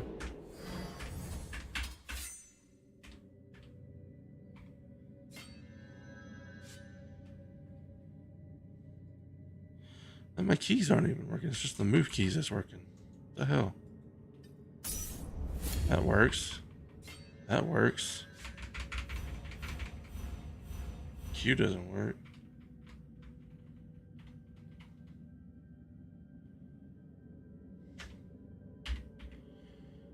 Okay. Game options. Gameplay tips. Okay, E is to stun, execute stun. Shift to dodge. E to rest. F to consume. V to sacrifice your blood. E shift. What the? Okay, is it just me that this?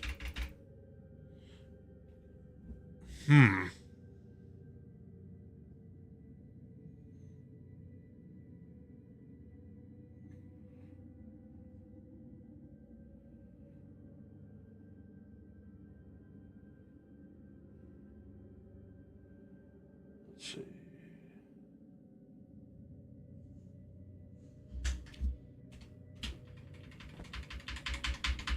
I don't know what the. Yeah, I would hope there's attacking, you know? I'm even looking it up and it says X. Is my fucking X key not working? Don't tell me. There's no way. Come on. My shit's just falling apart over here, man. Alright, hold on. Let's just check it again. Keyboard controls. Blasphemous. I was like, there's no way I'm this bad. Come on. I can't be hitting every key in this area and it not doing anything.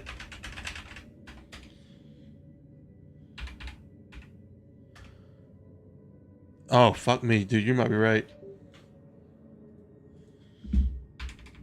Let's see. No? Didn't look like it. Let me see. Just got troubles all the time, man. Troubles all the time. It's a run.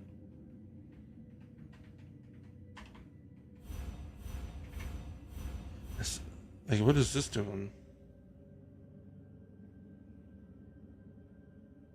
This is 1.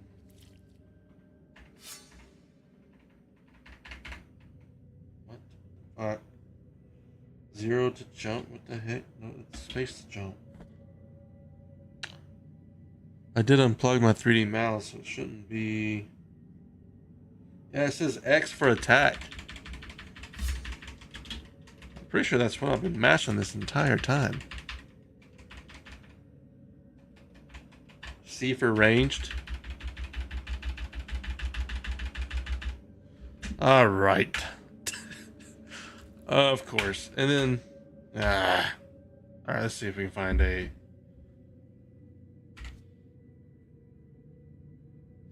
Yeah, I tried the left click. I thought that's what it would be, honestly. I honestly thought the mouse would be the attack. Maybe there's a way to set the controls. And there must be... This is numpad.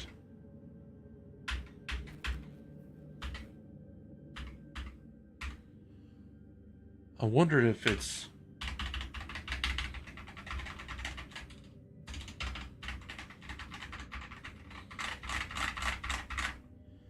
This is wild. Don't tell me it's gonna be like Unity and I gotta reset the shit. Alright, well, I'll have to figure that shit out later. I'm not gonna sit here and spend 20 minutes trying to figure out why Blasphemous ain't fucking working. Well,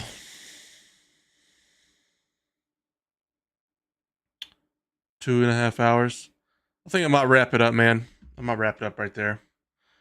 Since I can't obviously play a game without something going awry.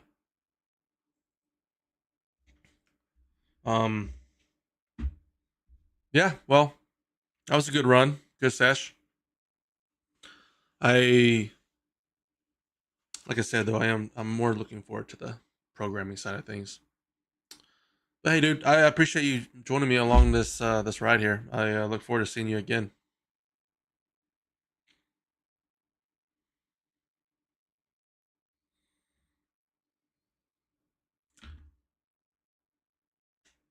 Especially since you definitely give me some guidance here. All right, I want to wrap it up.